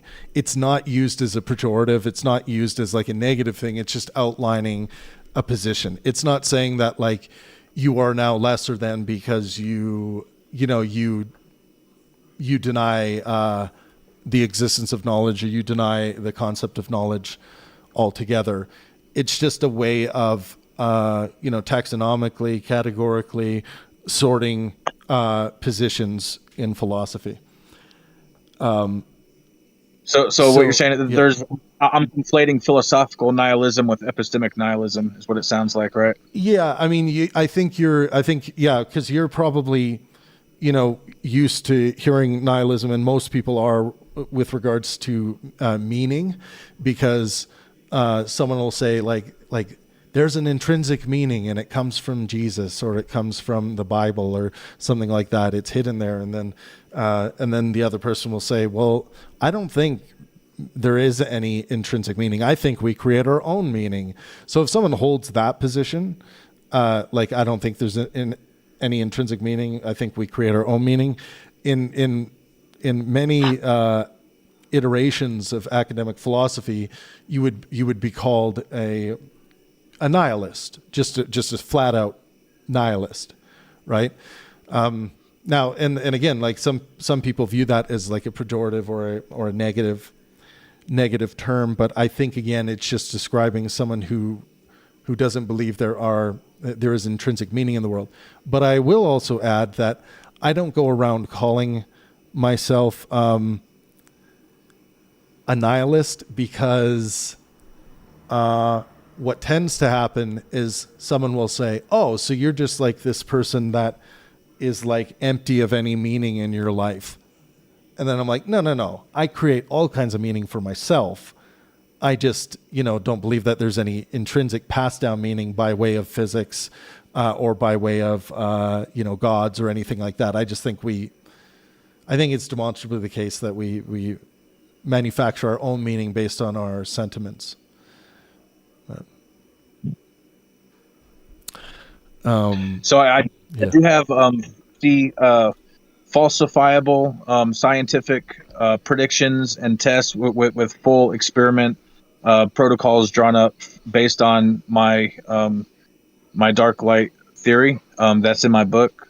I was just throwing that out there. So I do have falsifiability built into my theory. So I'm presenting it as a theology and as a theory, and there's it's like I'm presenting the same thing on two different sides of the spectrum, and I'm trying to bridge the gap between atheism and theism. So I'm kind of a gray walker. I'm right in the middle, right there, and I'm just trying to show people that there is a different way to view God and non-God, and we are the medium through which any kind of meaning is attributed. Therefore, any meaning of godliness or non-godliness has any relevance. So when you said earlier, and just getting back to the topic of the day, and we'll open up the mic some more, because I'm sure other people have some things to say. And also thank you for being so good faith and helpful, Delirium. I really do appreciate that in the dialectic. You said... Because not all atheists are trying to have intellectual, honest conversations. So I appreciate it from you all as well. And you guys know the rooms, the line, the atheist experience. Just likewise, I appreciate the honest conversation. There's a lot of toxicity out there, unfortunately, in the dialectic. And I think it's one of the ways people get away with brutal amounts of bullying on the internet. And as a moral well-beingist, if anyone who's going to wear that hat, you must be anti-bullying online. So, and I wanted to say that when you said that all of this stuff you've been talking about today is, you believe, is mind dependent. When I say that I am a Gnostic atheist and I know that no gods exist, I haven't heard that one yet. I'm not talking about the concepts of God. I think what you have is a mind-dependent conceptualization of God, like I think you kind of described today. I would agree with that. Yeah, and mind, like if someone's going around with it and they say, yeah, the God I believe is completely mind dependent on my mind, or mind dependent, that's not one. I'm not going to start arguing that these concepts don't exist in people's minds. They surely do. You've demonstrated that today. When I say I'm a Gnostic atheist, I know there are no gods. I'm not referring to the conceptualizations of God like you are talking about.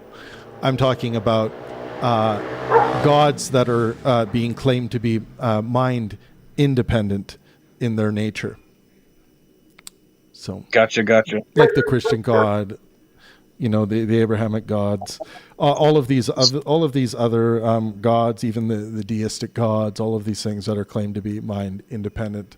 I say I know that those gods don't exist. Even though I'm a fallibilist, it's possible they do exist, but possibility ought not weigh into our epistemic standards. Who wants to open up and make some comments? You can comment on today's topic, which is, does God actually exist? You're supposed to say it in that tone, as we went through earlier today. But that's the topic, and anyone who wants to weigh in today is more than welcome.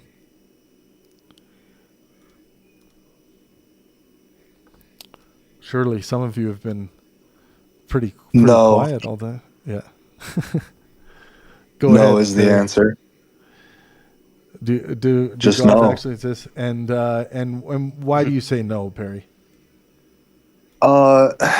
Because I have many beliefs, and I have a common interaction with the world around me from a mind dependent perspective, of course, but I believe these things are mind independent that I interact with. And when it comes to the proposition, does God actually exist mind independently? I'm not convinced of that by any of my interactions or arguments put forth to me. And there's been many things that I believe are fictional, like leprechauns or fairies and such, that hold the same lack of conviction that I have to those things as well. So I have no feeling, no belief, no conviction that any such God exists, unless, of course, you define me into pantheism or something, and thus I'm a theist. But so do you, Perry? Are you willing to put your stake in the ground and call yourself a Gnostic atheist, or are you worried about taking on that burden? No, I typically do. And the only way that I'm aware of, maybe there's other ways as well, but to do so is to be a fallibilist and not include things like possibility into your criteria for knowledge. Typically, when I do put forth that statement, it ends up leading to the possibility conversation, or rather, the other side of that same coin, which is, can I be certain about it? Right. And no, I can't be certain about it, but as many certaintists believe that you become an epistemic nihilist if you can't be certain about something, I disagree with that sort of standard of knowledge. Yeah. You don't need to be certain about anything. Certainty. I believe. Certainty. If anyone wants to challenge this, but I've had this maxim circling the internet now for a few years. I don't think anyone's been able to refute it. But the maxim is, my fallibilist maxim is that certainty is almost certainly unattainable. This speaks to a complete destruction of dogmatism. Dogmatisms are things that are believed to be incontrovertibly true, in that it's impossible for the thing to be wrong. Not only is this just logically fallacious, demonstrably so, but you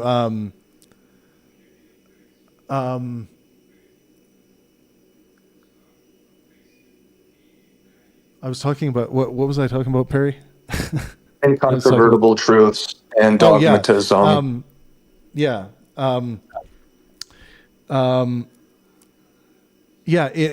Sorry, the other thing is that our nature doesn't allow us to be closed to update. So as much as someone might profess that they hold a true dogmatism, that they are truly absolutely certain about something, the fact of the matter is that the way our cognition works is that they are at least open to update at some level, even if it's very, very difficult for them to change their mind on something. They are, in fact, open to update. So that means that all dogmatisms are illusions or delusions, whatever you want to call them. They aren't actually incontrovertible truths as described. They are controvertible truths, like every other controvertible truth.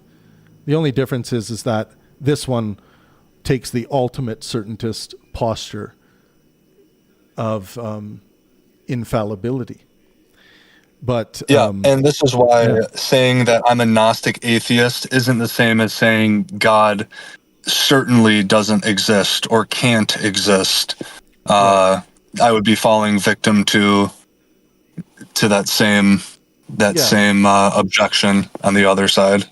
because as soon as you go to do this, like if someone wants to say like, yeah, I am absolutely 100% certain in an incontrovertible sense that the Christian God cannot exist or does not exist. Then someone asks you, is it possible that you're wrong about that? Or is it possible for you to change your mind about that? And then you start saying no to these things. That is counter to what we know about human cognition. So human cognition tells us that as much as a human being will profess that they have the ultimate answer that can never be refuted or demonstrated to be incorrect, that just doesn't seem to be the case. It seems to be the case that tomorrow you could wake up for whatever reason, maybe you had a dream about it. You could be like, oh, damn, I'm not so sure about that anymore. This stuff happens all the time. In our Discord server here in the Penguin universe, we've had many members come through who were certainty posturing when it comes to Jesus and the Bible and to the Christian God. And they left atheists. It's not the rarest, it's not as rare of an occurrence as people would think. And I mean, when it comes to my moral quest to maximize well-being for myself and those around me, by well-being I mean physical, mental, and social health, I ultimately want those people who lose their religion to not lose their ability to thrive by the standard of well-being. Go ahead, Rob. And one last thing before I pass the mic. I think that there, in terms of like, if anyone's wondering of like certain specific arguments that I haven't been convinced of, I think that there are a lot of logical contradictions, or we can just say logical issues with many of the arguments, whether it's a first cause, creating in an atemporal state where creation seems to require some sort of time and chronology to it. And of course, I'm an empiricist, so I haven't seen anything empirically convincing, of course. And you know, the best one, the look at the trees, you know, that just doesn't cut it for a super look up at the deep moon. Yeah, or you know, the complexity of a certain thing. I think those are maybe some of the better arguments for theism in some cases, but the plausibility that we can get from alternatives like science and biology and evolution are far more convincing to me. I digest. And they don't have any holes in their models. Can I follow that up a little bit? Yeah, I'm curious. Well, maybe they do have holes. I'm Yeah. curious Sorry, to bring is there an order? Donald. Yeah, everyone's starting to unmute, so I'll create an order. Robin was next, and then we'll go to Anka, then we'll go to Donald Duck, because I feel like we can have a lot of back and forth with Donald Duck. As I think I know who Donald Duck is. It reminds me of somebody. But go ahead, Robin. All right, thank you. I know I just got here late, but I've been trying to put my new desktop together. Ooh. Yeah, it's not That's going well exciting. with me trying to. Yeah, if I ever get it together. But like I grew up a Christian, and sometime years back, I kind of transferred over to witchcraft and magical thinking. And about 8 years ago, I fell off of all of that. And I really never did have much science background or any kind of like philosophy or anything that I ever did. And but I've been like on a journey in that last 8 years on that. And I've considered myself a Gnostic atheist. I mean, like, I know that God does not exist. I know God does not exist, just like I know that Santa Claus doesn't exist. I mean, like, there's always a possibility, but I don't see any reason to use possibility or conceivability or anything like that as some sort of justification to allow any kind of belief for that. I mean, like I said, I'm a fabulist like you know, like you, and if God came down here and I found out he was real, I guess I would have to believe in him. I would have no choice. But I think that just the years, the thousands and thousands and thousands of years that we've spent looking for him, and it doesn't seem to be any good evidence. Like, none of the arguments are good to me. There's always a flaw somewhere, a logical fallacy, or just, or special pleading or something that's going on with every argument. And it just seems like if God was real, that there would be a good argument out there for it. Wouldn't even need an argument. I would think you would just wake up and know God existed. And some people do that, Robin. Like, some people with regards to God belief, they just like can't understand how someone could wake up to this and not believe in God. So I think that phenomena you outlined exists, but I don't think it's well, quite obviously not universal and intrinsic in us. Yeah, I think it's like we indoctrinate children. Of course, I was indoctrinated as a child, so that's why I believed that God existed, because everybody I knew told me that God existed. You know what I mean? Like my mom, my dad, my family, just everybody. I mean, like me and my youngest daughter are the only two atheists that I even know, like anywhere around here. So, right. So that's not. My cat just ran into my desk. Well, I'm excited to see pictures of your new desktop, by the way. Oh, well, yeah. It's hard to put it together like this in this shape and get all the wires running. No way. Actually, I'm going to be a positive utilitarian. You're going to do it. I'm going to be optimistic. Thank you, Perry. Thank you. Oh, Perry was about to drop a bet that you weren't going to be able to do it. What a dick. But I'm happier since I'm somewhat like, and I'm a nihilist. I am a nihilist. I mean, like, I'm not an epistemic nihilist. I'm not like one of those people that's like, oh, the world is meaningless. You know what I mean? But yeah, I think the universe would not care if the asteroid destroyed us tomorrow. It would make no difference to the universe. But yeah, I think the moon. I think the moon or like, well, maybe the moon would be fucked up too if that happened. But I think Jupiter would still be doing its thing. Yeah. I think the sun would be doing its thing, and No, you're wrong. Everything revolves around me. But I'm happy with creating my own meaning and my own purpose, and not having to be like stuck to the idea of a slave to some being up in the sky that created me for fun. So anyway. But what about all of those innocent beings that you've killed in World of Warcraft? I don't play video games. No, I have a Wii. Yeah, shame. You should try them. I thought you were going to go down the road. I'm a slave for you.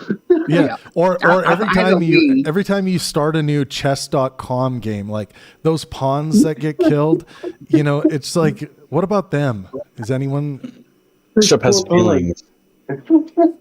You know me. I just do low tier atheist content. Well, think of all the people you're killing with your low tier atheist content. Like, come on. Okay, it's Anka's turn. Promise Anka's next, and then we'll go to Donald Duck Slayer after that.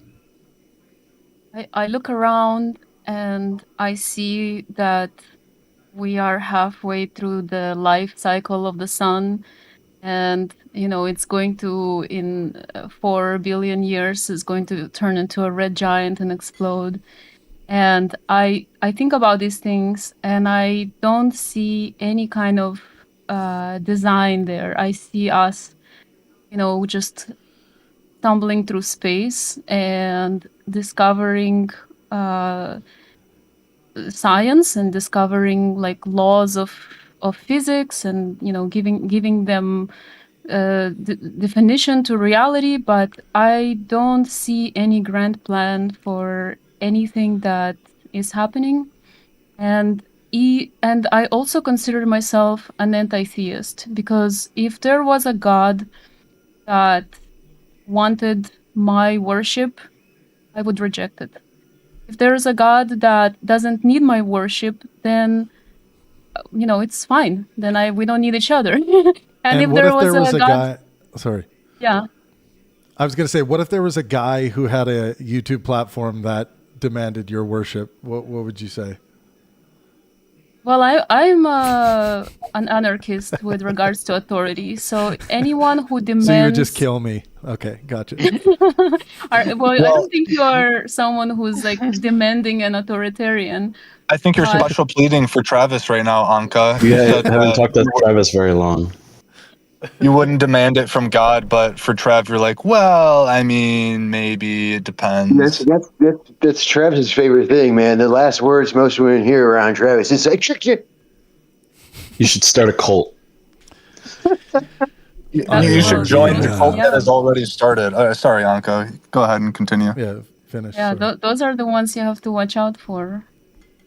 But yeah, that's pretty much how I see it, because like the idea of, for example, the argument of look at the trees, look at the eye, all these things. I also see all the other stuff. I see the mudskippers. They're ugly as fuck.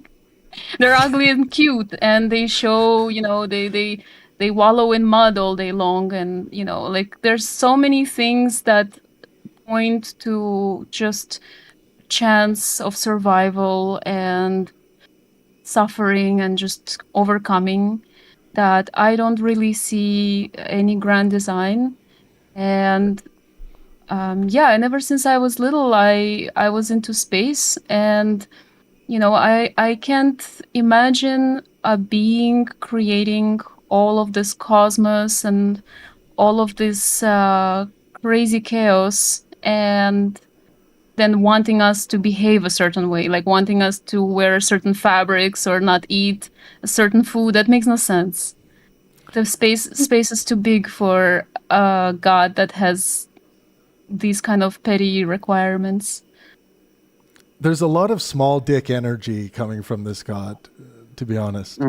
Like, that's what I mean, I think that a being that is perfect doesn't need its its creation to run around and worship it, let alone worship it in the wrong way, because everybody is doing it differently. Right. And it's just when you think of a God that has these kind of desires, demands, grievances, punishes people for not behaving a certain way, I am an anti-theist towards that. Yeah, I mean, I'm right there with you. I agree with everything you've said.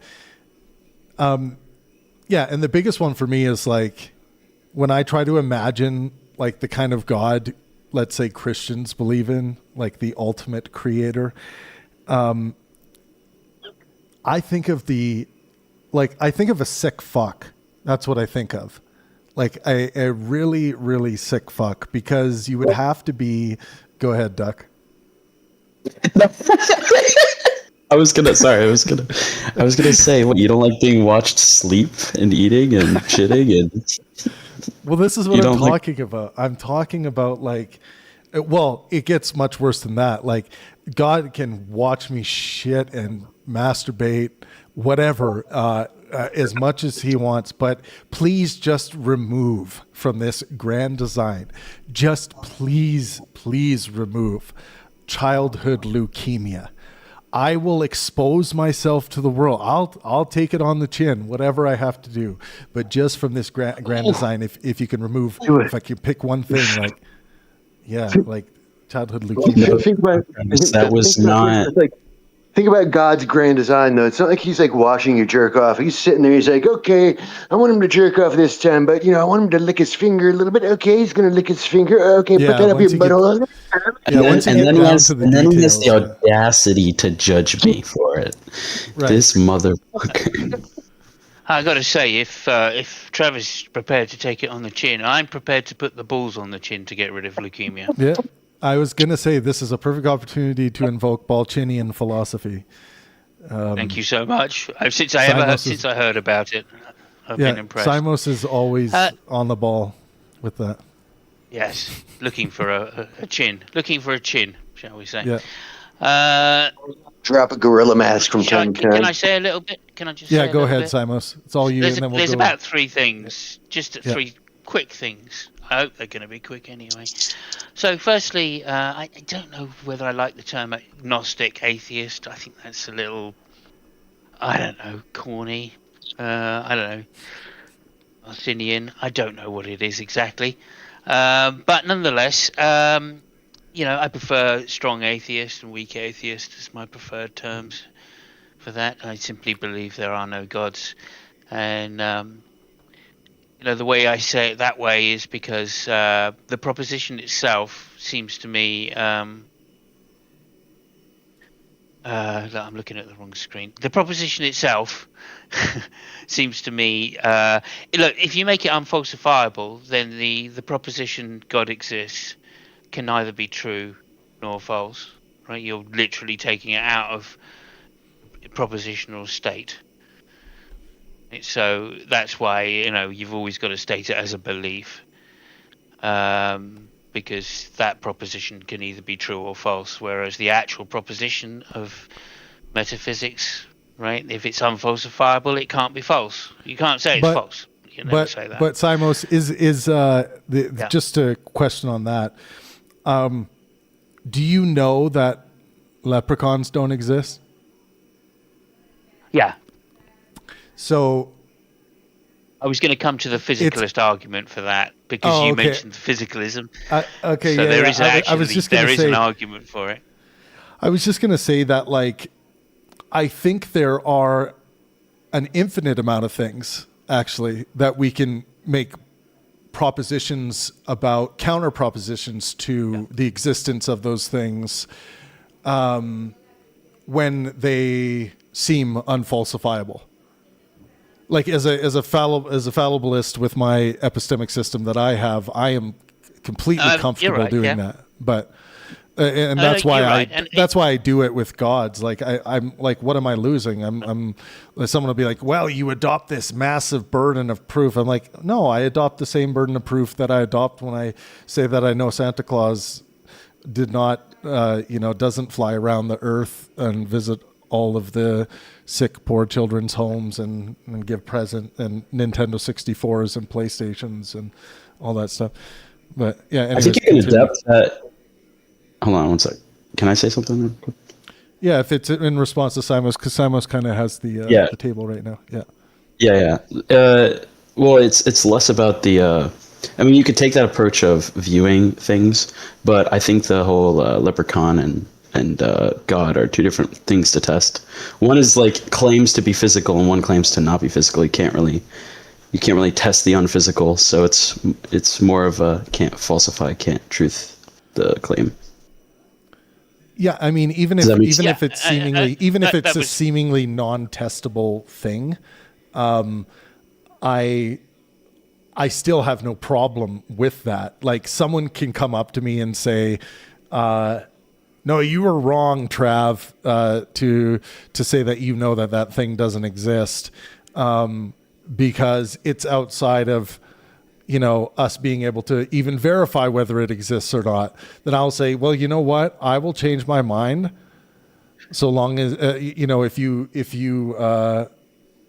bring some evidence of existence. Like I'm happy to change my mind. Like but that's almost certainly never going to happen.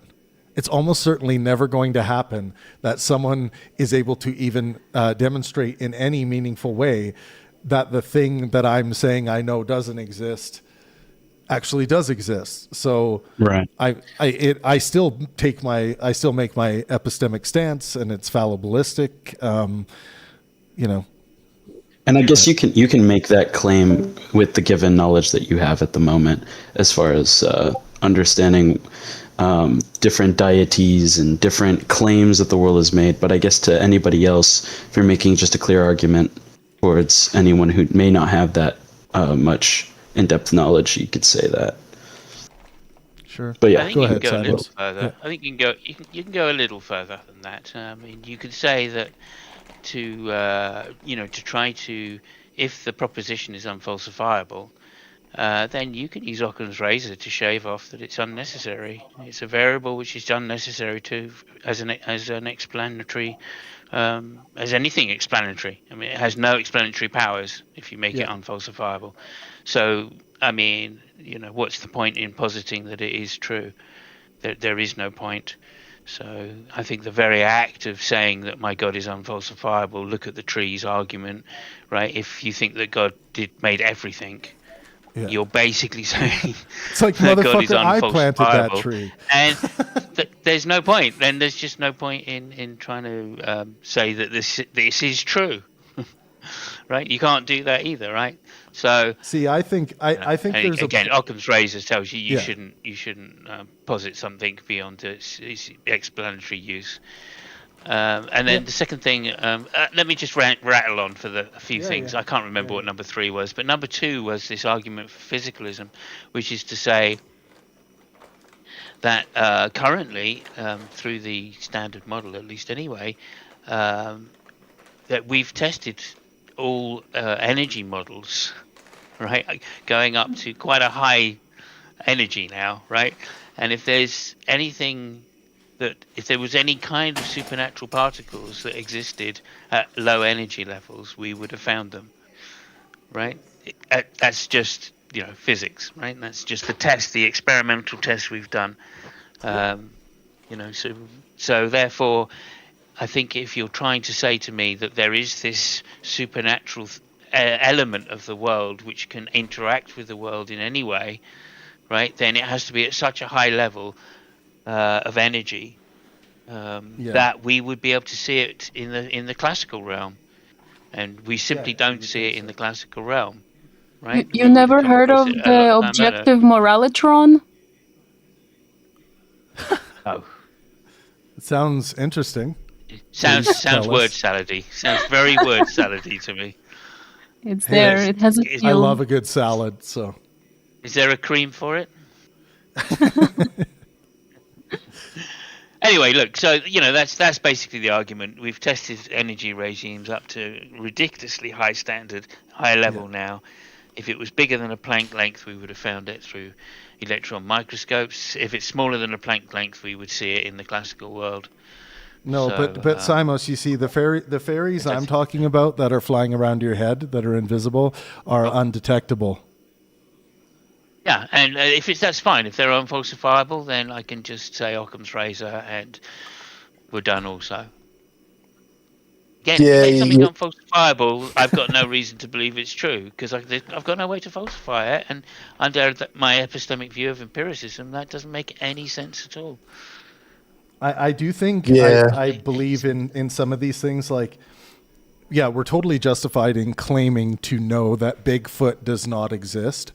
I think we're completely justified in that. Now, someone will say, but we haven't scanned, the entirety of the bottom of the ocean where Bigfoot might be swimming around fishing, or we haven't scanned every single piece of land everywhere. But I think we have done enough. Just You're like you're making a different argument now. Trev. Yeah, You're making a different argument. Yeah, no, but I'm yes ending what you were saying about we have accomplished this much in quantum mechanics, and we still have no indication of the God particle, like Michio Kaku likes to label his stupid book. Sorry, Michio. But we have no demonstration. At a certain point, I feel epistemically justified to say, okay, we've scanned enough. I know that thing's not there. For example, we do it all the time, by the way. We'll be like, we know that there aren't great white sharks in X part of a particular ocean. We know that they're not there, right? We can come up with an infinite amount of examples like that. Like we know that there aren't woolly mammoths on the planet, right? Right now. I was gonna say there's a Yeah, lot I of mean, great white sharks look, everywhere these days. yeah, but this is the absence of evidence, right? Yeah. Argument, right? Yep. And that's fair enough. But if you have expectations that aren't being fulfilled by the hypothesis that they do exist, then that indeed absence of evidence is evidence for the absence, right? But of course, it counts upon the expectation that a certain thing, if it was true, would be detectable, right? And that evidence and proof don't mean the same thing as well. Yeah, exactly. Like, Evidence and proof do not mean the same thing. Yeah. But this is why epistemology ought be treated as a confidence scale and not a certainty scale. One of the biggest mistakes in epistemology is where people start saying, well, how certain are you? Like, oh my God, please stop saying that. View it as a spectrum of confidence. How confident are you that Bigfoot does not exist? Are you very confident? Then you're probably going to feel epistemically justified in saying that you know that Bigfoot does not exist, along with a seemingly infinite amount of different things. I used to believe in Bigfoot too. In some sense, this just comes down to a definition, then, doesn't it? Because you could say, you can always put it beyond where you have you can always put it into a gap, right? You could always give a God of the gaps argument, and say, well, that's because we haven't looked in that particular place there yet, presumably it could be true, right? And so I agree epistemically with what you're saying, 100%. But I just think you can cover all bases, both metaphysical and thing, to have certain knowledge in the respect of if you can say, look, there's no proof for it through induction and there's no deductive argument for it, right? Then that's it, we're covered.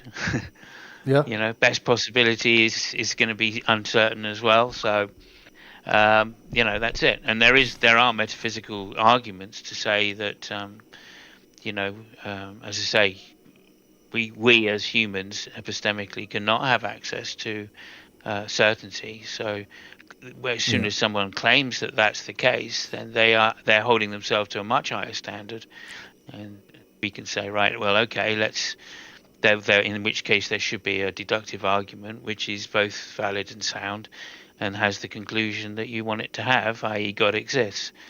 And that's where I can say, well, I know of no such argument, right? And if there is one, we can't possibly know it to be true. And if we can't know it to be true, that's as good as saying the proposition is unknown, or the status of the proposition is unknown. So anybody that claims that they have certain knowledge must be wrong. Yeah. I mean, it's almost certainly by definition. Just by definition. Yeah. So our favorite theist, Brody, has joined us. Brody, today's question: does God actually exist? Tell us, brother. Does God actually exist? Yes. All right. Next question. There you go. Sorted out. I just said no, and then Yeah, so glad we got that sorted out, though. So Brody, like, what is your strongest argument, do you feel, for why people should believe in God? Like, why is it the case that God actually exists to you? And I assume you mean God exists because we had someone in earlier who was talking about, well, I believe in God, but it was a mind-dependent God. I assume you believe in a mind-independent God, in the Christian God. Is that right? Yeah, that's true. Okay, so why is it that God actually exists? I think that God is the best explanation for some acts that we can recognize in the world around us, and I think each of those facts would be like little pieces of evidence when taken together make a pretty good case. It's hard for me to say like which specific piece of evidence is going to be the most convincing, because I think that kind of depends on each person. But I think that I don't know. We've talked a lot on here about morality. I think that God is the best explanation for objective moral values and duties. But I mean, that's kind of beating a dead horse. Unless anyone like really wants to get into that, I'm open to talking about that. I do want to avoid. I do want to avoid going down the morality route. Yeah, we can go somewhere today. else. I think God is the best explanation for why there's something rather than nothing, why the universe exists at all. Okay. Is that the most convincing Can I argument ask- for yourself?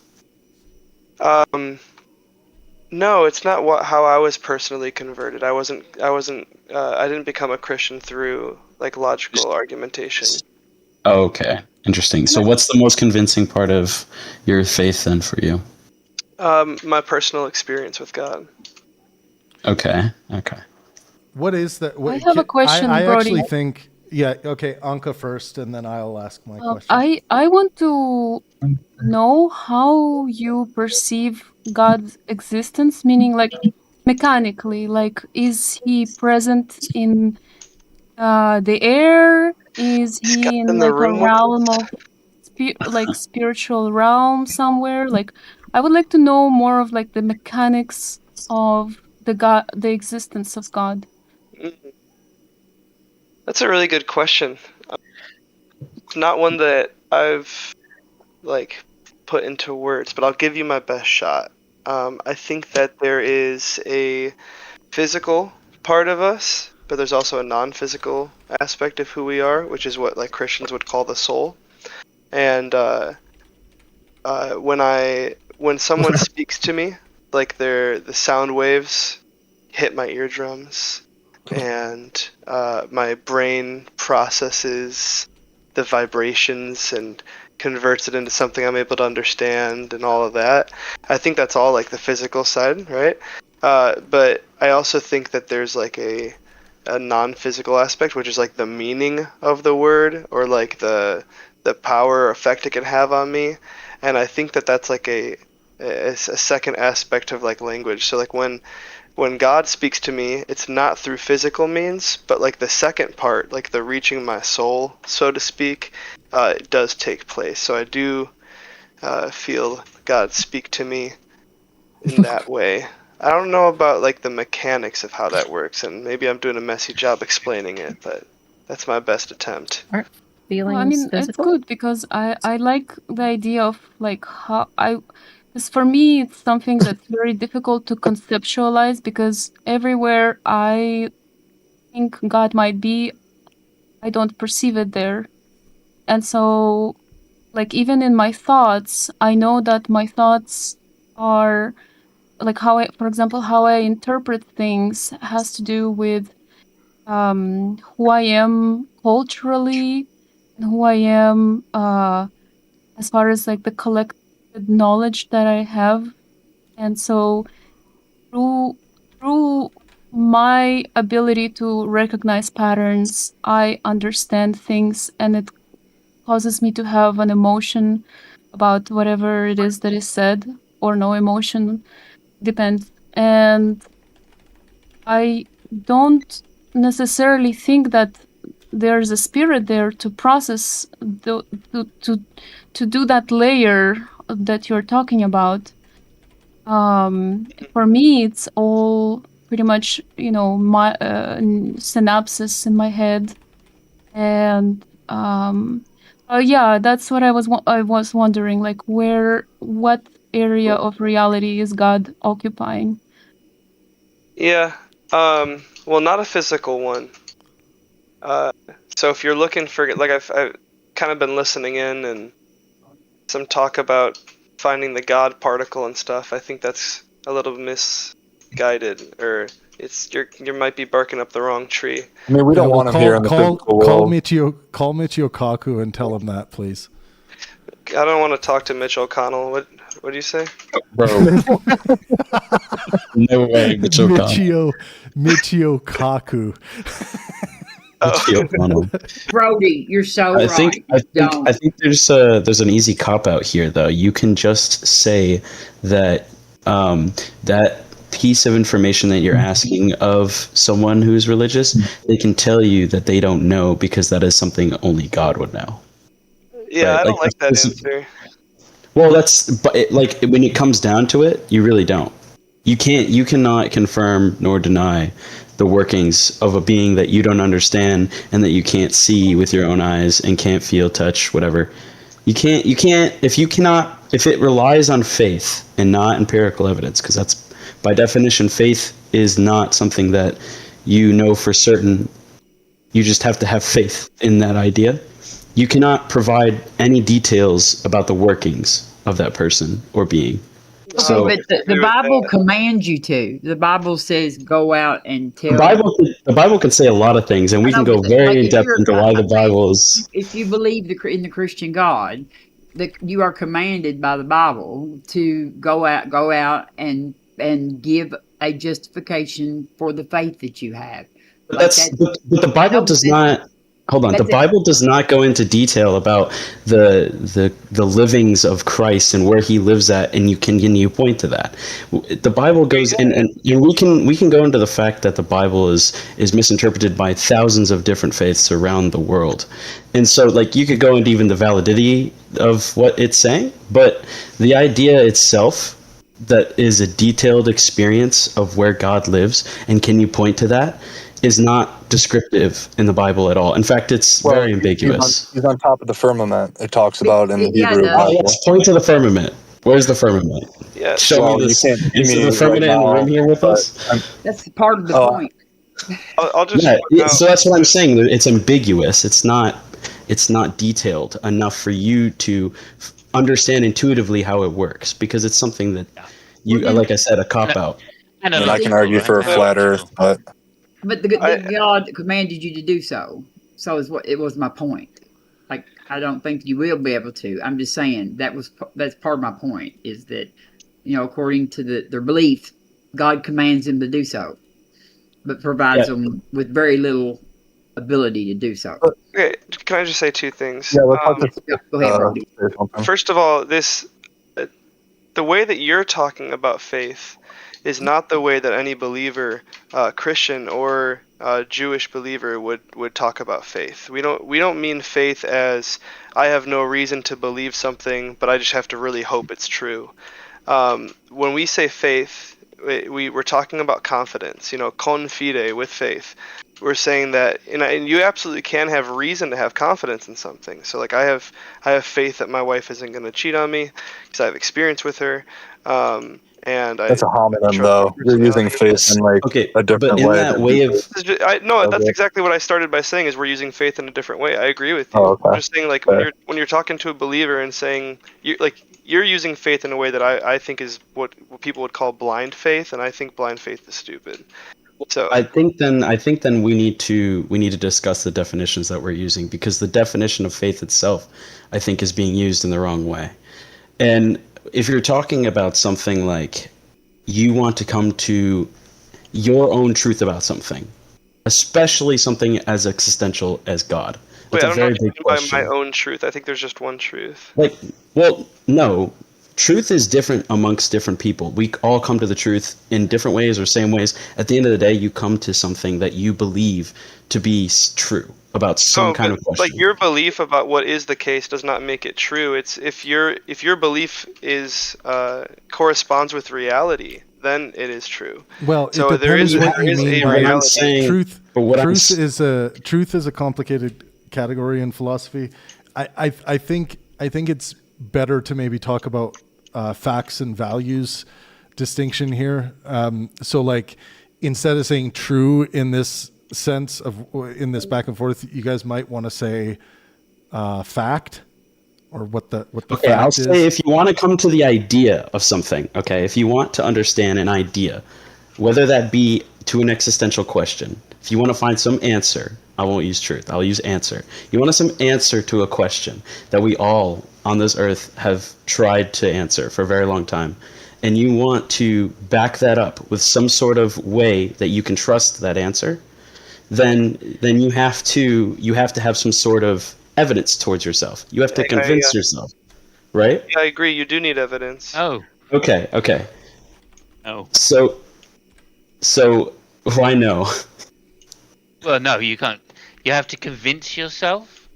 Surely you either have a justification, in which case you are convinced, or you don't, in which case you have no reason And to how do you be come to convinced. that? How do you come to something without being convinced? No, How do I'm you think saying something in is order true to be without being convinced, you have to have some sort of evidence to provide that it is convincing. You say evidence, but I think that's a very weak term. But you have to have something which is provides sufficient evidence in order to be convinced. So Yeah. okay, wait. So when I use the word evidence, what that means sufficient evidence. Like, okay, yes, you could Okay. argue that there are different burdens of proof to some individual, but Yeah, absolutely. Yeah, if it's an extraordinary claim, then you're going to need very high priors in order to overcome the epistemic yes. probability that it's true or not. And that's the problem with one of the issues I find with God, is that people think that because they use the faith word that they can inflate the priors to whatever they want. I think That's Carl just not the Sagan case. uttered words like that. So words like that, extreme. I would agree with him then. Yeah, I Yeah. don't think he was the first, but yeah. No, he made it popular certainly, but I agree. There's some sort of burden of proof that you need when it comes to coming to some answer, and I think religious people have a very low burden of proof when it comes to it, because then you look at the evidence that they're showing, and when they say this is evidence, you're like, well, what about this? And they decide to cherry pick different parts of information. But Brody, I completely missed what we were talking about. It was about. Well, I was just pointing out that when you're talking about faith, I would probably stand arm in arm with you and say if you just you say you have faith in something that you have no reason to believe, you're just blindly stepping out on a limb. I think that's pretty silly. I think that the early followers of Christ would have laughed at that. They would have said, "Of course we have a reason for why we believe what we believe. Here's our testimony. Here's what we saw." And I would hope that anyone who comes into this call claiming to be a Christian would be able to answer the question why they believe what they believe and give a reason. This is what 1 Peter 3:15, every apologist's favorite verse. Be prepared to give a reason or an apologia for the hope that's within you. So, yeah, I just wanted to make that distinction. I have one question. Can you provide anybody else in this call the same experience that you have that convinced you that God is real? Oh no, I can't provide. I mean, God's the one who provides this experience. Like, I think, but I do think that anyone is capable of seeking God and finding Him. Absolutely.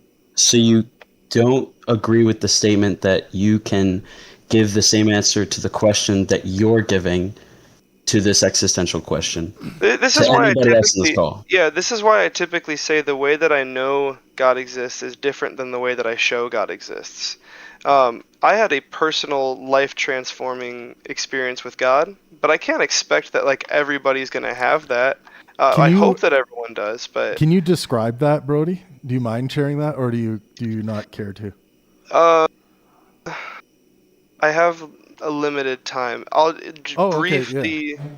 I'll just At some point, Brody, you're going to have to tell us this experience because we've talked for too long. Clearly, I need to be convinced. Well, I'll tell you what's gonna happen. Okay, I'm gonna. This is. I can guarantee it. And I'm not saying this is like negative on you guys. This is just like the way the conversation goes. Is I'll say, here's this thing that happened in my life, and I consider it a miracle. And then you guys will say, well, could there be any other explanation? Could it have been, well, natural Brody, cause? one thing I like to do with the personal experience thing is actually, I like to try to imagine the best I can this same experience happening to myself. So I like to throw myself into your experience and try to be like, is there any part of me that thinks, I would be convinced? Because I know that I'm a cognitively limited human being, just like anyone else. And I'm convinced that there's some kind of mind-dependent phenomena, or even the possibility of a mind-independent phenomena that could cause a change in my brain and in my mind to believe in the Christian God. I'm convinced that is the case, but it's hard for me to imagine like what exactly that thing would be. But I try not to do the thing that I used to do when I was a young teen atheist and just say, like, well, is it possible you were hallucinating, or like, this thing, Okay, like, empath. Well, I don't know think, if you remember, Travis, but the first time yeah. I joined this call, you questioned with me with those exact questions. What did I say? Well, you asked me if there was any, naturalistic explanation, which is a fair question, right? And that's what I'm saying. I'm expecting. What I'm saying, I'm not saying like that like I would never do that, but I'm not sitting there waiting to say that when you're explaining your personal experience. I'm trying to embody and interpret your personal experience and throw myself into your shoes. I guess what I'm saying, and it's I think it's fine and dandy.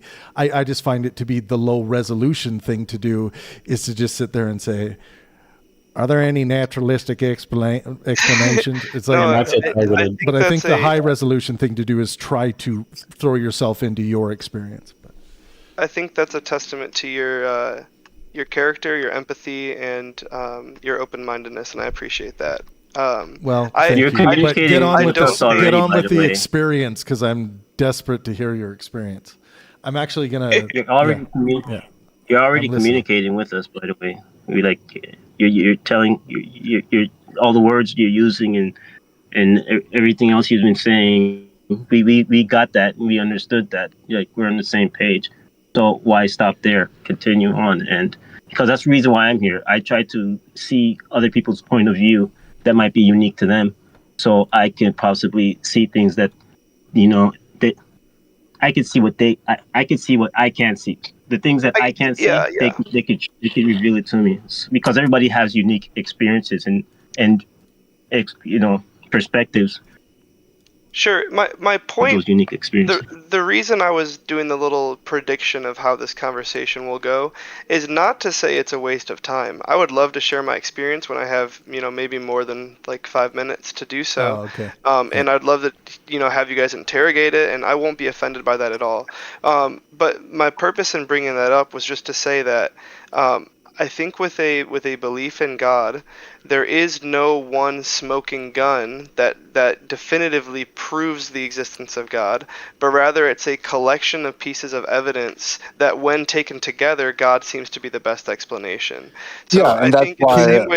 in the same way that I could bring up morals, and you guys can say, well, there's a biological explanation, or I could bring up the creation of the universe, and you guys might have your own answer for that. But I think like the amount of arguments for God and the explanatory power of the existence of God, I think outweighs any other explanation when you take them as a whole. Let me say this real quick, because I was going to say something very similar, and I don't think that you predicted the outcome that we've been talking for a couple months now, maybe more, and there's a collection of experiences and understanding who you are as a thinker, as a person, as a moral being, what you do for the kids at your church, so on, the little pranks that you do. And you telling us this experience isn't going to be one swift swing of the hammer as a smoking gun piece of evidence for us to be like, oh yeah, God exists. No, it's going to be a collection of listening to what Brody has to say on the matter. And over time is when our beliefs change for most things. I mean, yeah, there's going to be some smoking gun, like radical experiences where you now believe something different. But I think things like this, more metaphysical, are going to change over a longer period of time through incremental swings of the hammer, not one big swift one. So I know you were saying you don't have much time, but don't take like a negative utilitarian view on avoiding the inevitable atheist bringing up the naturalistic comeback, like, oh yeah, there's a more plausible alternative. So Brody, could I entice you? I fully agree with what Perry just said. Can I entice you to give us like a 1 minute Family Guy cutaway version of of your experience, just so we can at least have something to chew on until we have the opportunity to do an episode? All right, you enticed me, Travis. It worked. Okay. So I'll just preface this first off by saying that I did grow up in a Christian household, so that has shaped a lot of the way that the framework I use to interpret my experiences. I'm fully aware of that, and I'm not going to hide from that. I got to a point my junior and senior year of high school when I was extremely depressed, and my parents had gotten a divorce, and I kind of locked myself in the basement. And I also was dabbling with like drugs and alcohol very consistently, and like other addictions as well. And I was at like a very low part of my life, and I had a lot of people that cared about me, and I just shut them out. And I really had no motivation to do anything. And I had like 3 confirmations of God reaching out to me, is at least how I interpreted it. One was through a very vivid dream that I remember to this day. One was through a person who spoke prophetically to me, who knew nothing about me, but was able to speak eerily, accurately about my experience. And then one was from a close friend and mentor who was able to confirm some of these things as well before I was able to tell him. So these 3 things all happened within a few short weeks, and really, really caught my attention. And I was like, all right, I'll kind of give God a fair shake and commit my life to him and see what happens. And the result of me doing so was freedom from this horrible, miserable existence that I had been living in, and a complete restoration of my joy, my peace, my honestly, my whole personality. If you knew me during that time, like, you guys would not recognize me. I was completely different. So I think it was, I was in a dark place. I had 3 things that confirmed that God was, at least to me, confirmed that God was trying to speak to me, and I answered, and I saw results as practically overnight results for a lot of these things. That's a lot for us to chew on, and I'll send you a DM because I would love to do an episode on personal experiences with God, and hopefully we can encourage some more people to come in here and give their personal experience. But yeah, I for one am deeply interested to hear as much as you're willing to share about those 3 instances, the 3 wise men, perhaps we could call them. No, thanks for sharing, Brody. But don't you think that it's more plausible that you were just hallucinating? Yes. Yeah, man, I've been trying to get my my good friend in here to he's a theist as well, and so I'm gonna bug him a little bit more, and maybe he can be a part of that episode too. That would be fantastic. But yeah, I appreciate you guys. I do Can I feel ask very you something, Brody? Go Before ahead. you go? I got a little bit more time. Go ahead, Anka.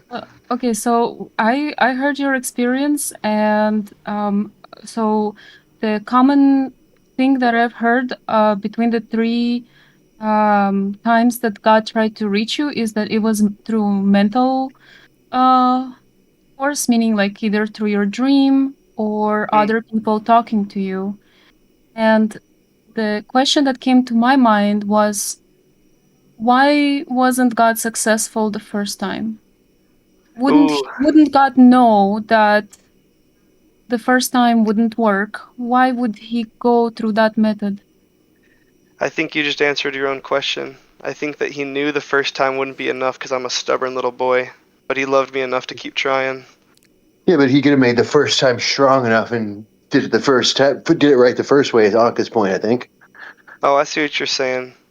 I don't know if there was a dream strong enough that would have been its own self-confirmation. I think I needed multiple testimonies in order to, just maybe how I'm wired. Maybe not. Maybe not. You don't know. What about a personal, because I haven't had one with God. I could say I've had a personal encounter with the devil, though. Like, seriously, like when I was a kid, and I still believed. I could, and like back when I was like not an atheist, I could have swore I saw the devil. Yeah. Yeah, you might have. Are you sure it wasn't just Aaron Raw? Just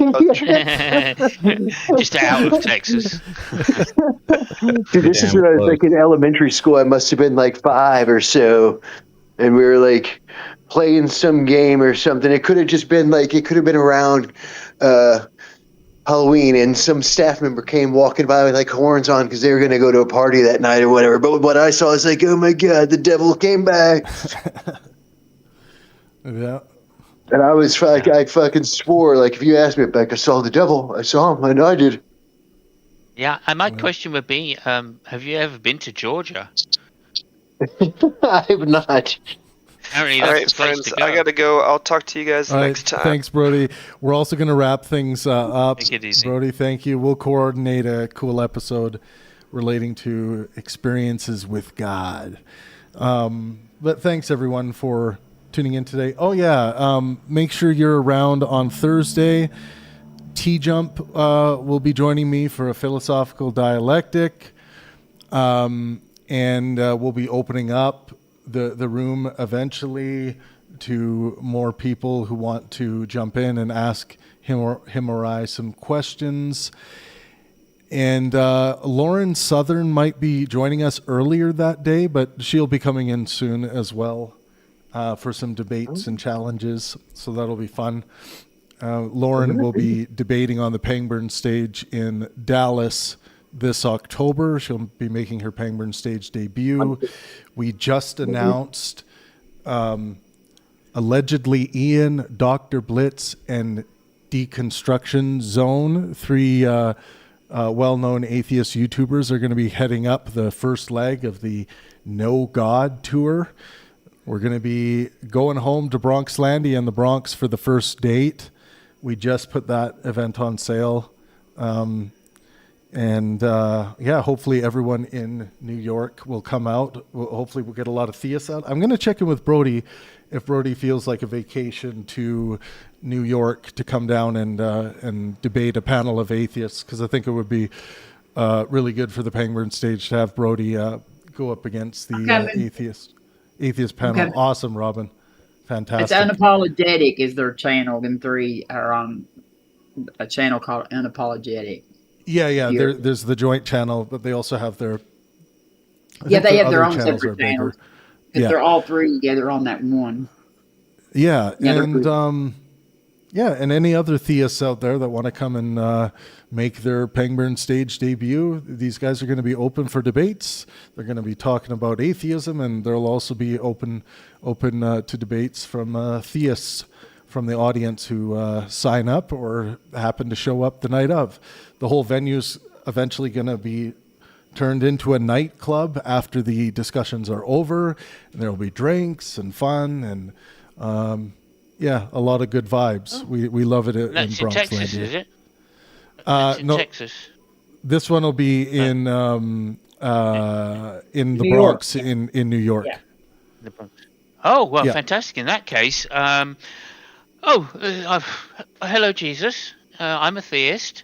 And if you could possibly fly me out to New York, Yeah, I'd love that. there we go. Okay, I'll bring now my mate Simos with has me been here. Simos has been converted.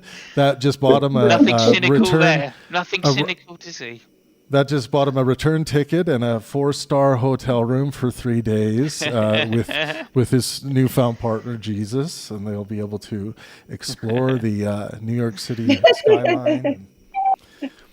No, yeah, it'll be fun, and I do plan on running this tour all around the United States, and if things go well enough, we'll make it international, and there'll be people swapping in and out, I'm sure.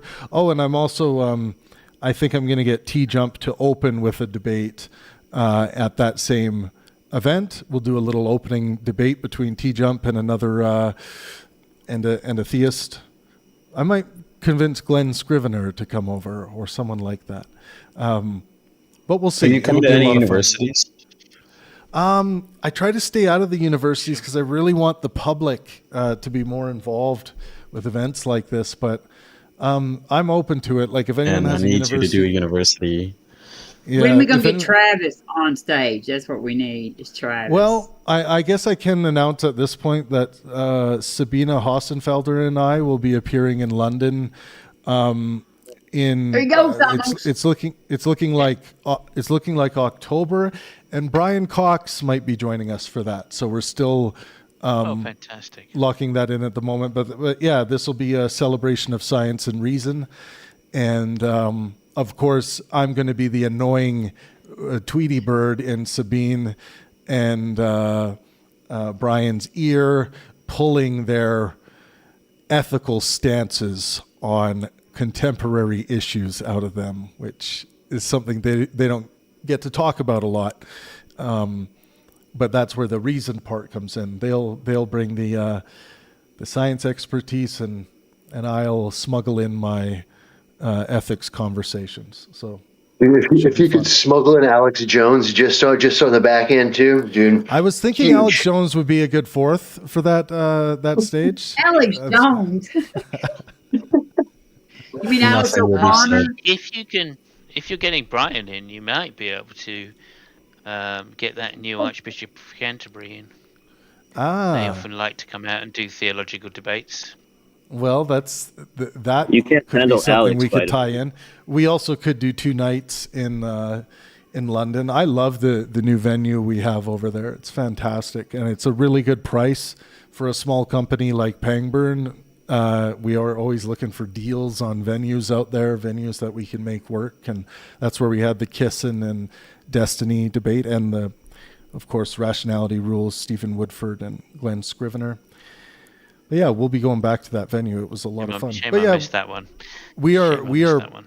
we are pumping out the events. I've taken kind of 4 months off of events here because I got New Baby Journey coming early July. So, but things will be hitting the ground hard starting September. So. Oh, and by the way, we've sold a fuck ton of tickets, which is fantastic for, our community and for Pangburn, for the upcoming debate between Destiny and Ezra Levant in Vancouver. That's going to be a stellar discussion and debate. I'm really excited. That one's going to be a 4-hour epic, by the way. So I'm looking forward to dropping that 4-hour debate epic to see how that does in the algorithm. Okay. Yeah. That's the same guy that he debated Sam Harris. Is that right? Who, Ezra Levant? Yeah. No, I don't know if Ezra Levant has ever debated Sam Harris. I'm not sure. Okay. Maybe. A different guy. Let me check. Anyway, yeah, I see Alex Jones down there by Casey. Yeah, we'll have to get Alex on stage. We could do Alex O'Connor versus Simos Funk. How about that? Yes. Sounds good. If you get Alex O'Connor, I want to meet that guy. That guy is pretty cool. Alex O'Connor's fantastic. I'll never forget after he had probably the most dominating debate performance of all time against Dinesh D'Souza, and we went out. Watch find you. Yeah, we went out to the bar after, and Alex was flying high. The wine was. We were drinking wine and drinks and betting on UFC fights we were watching on the TV. It was pretty epic. It was He may be a Christian by the time y'all get there anyway. Alex? Yeah. Well, he doesn't want me coming to bang on his door. About Simos. I thought you were going to have Simos debating. Oh, Simos. Yeah. Oh, yeah. We could do Simos too. Well, debate Alex. I think we agree on just about everything. I think he may be a Christian by the time that y'all get there, though. They get there. No. Well, you know what? What you can do, Simos, is too smart for me. Well, one thing I think you can do, Simos, is introduce him to the importance, the utter ethical importance of Balchinian philosophy, because I don't think he's had a proper introduction. Look, I'm just a novice. I've only been recently introduced to it, and I'm not sure my balls are big enough for Alex's chin. So Balchinian, yeah, exactly. So Balchinian philosophy, Simos Funk, that's good stuff. Anyways, thank you, everyone. Thanks to everyone who contributed today. Loved the show today. It was a lot of fun. I loved the lighthearted nature today. It felt good. So let's do something heavy-hearted tomorrow. I guess we're going to have to go back to talking about politics tomorrow or something, but we'll see. All right. Good night, everyone. Make sure you're out there maximizing well-being for yourself and those around you. I'll see you in the tavern.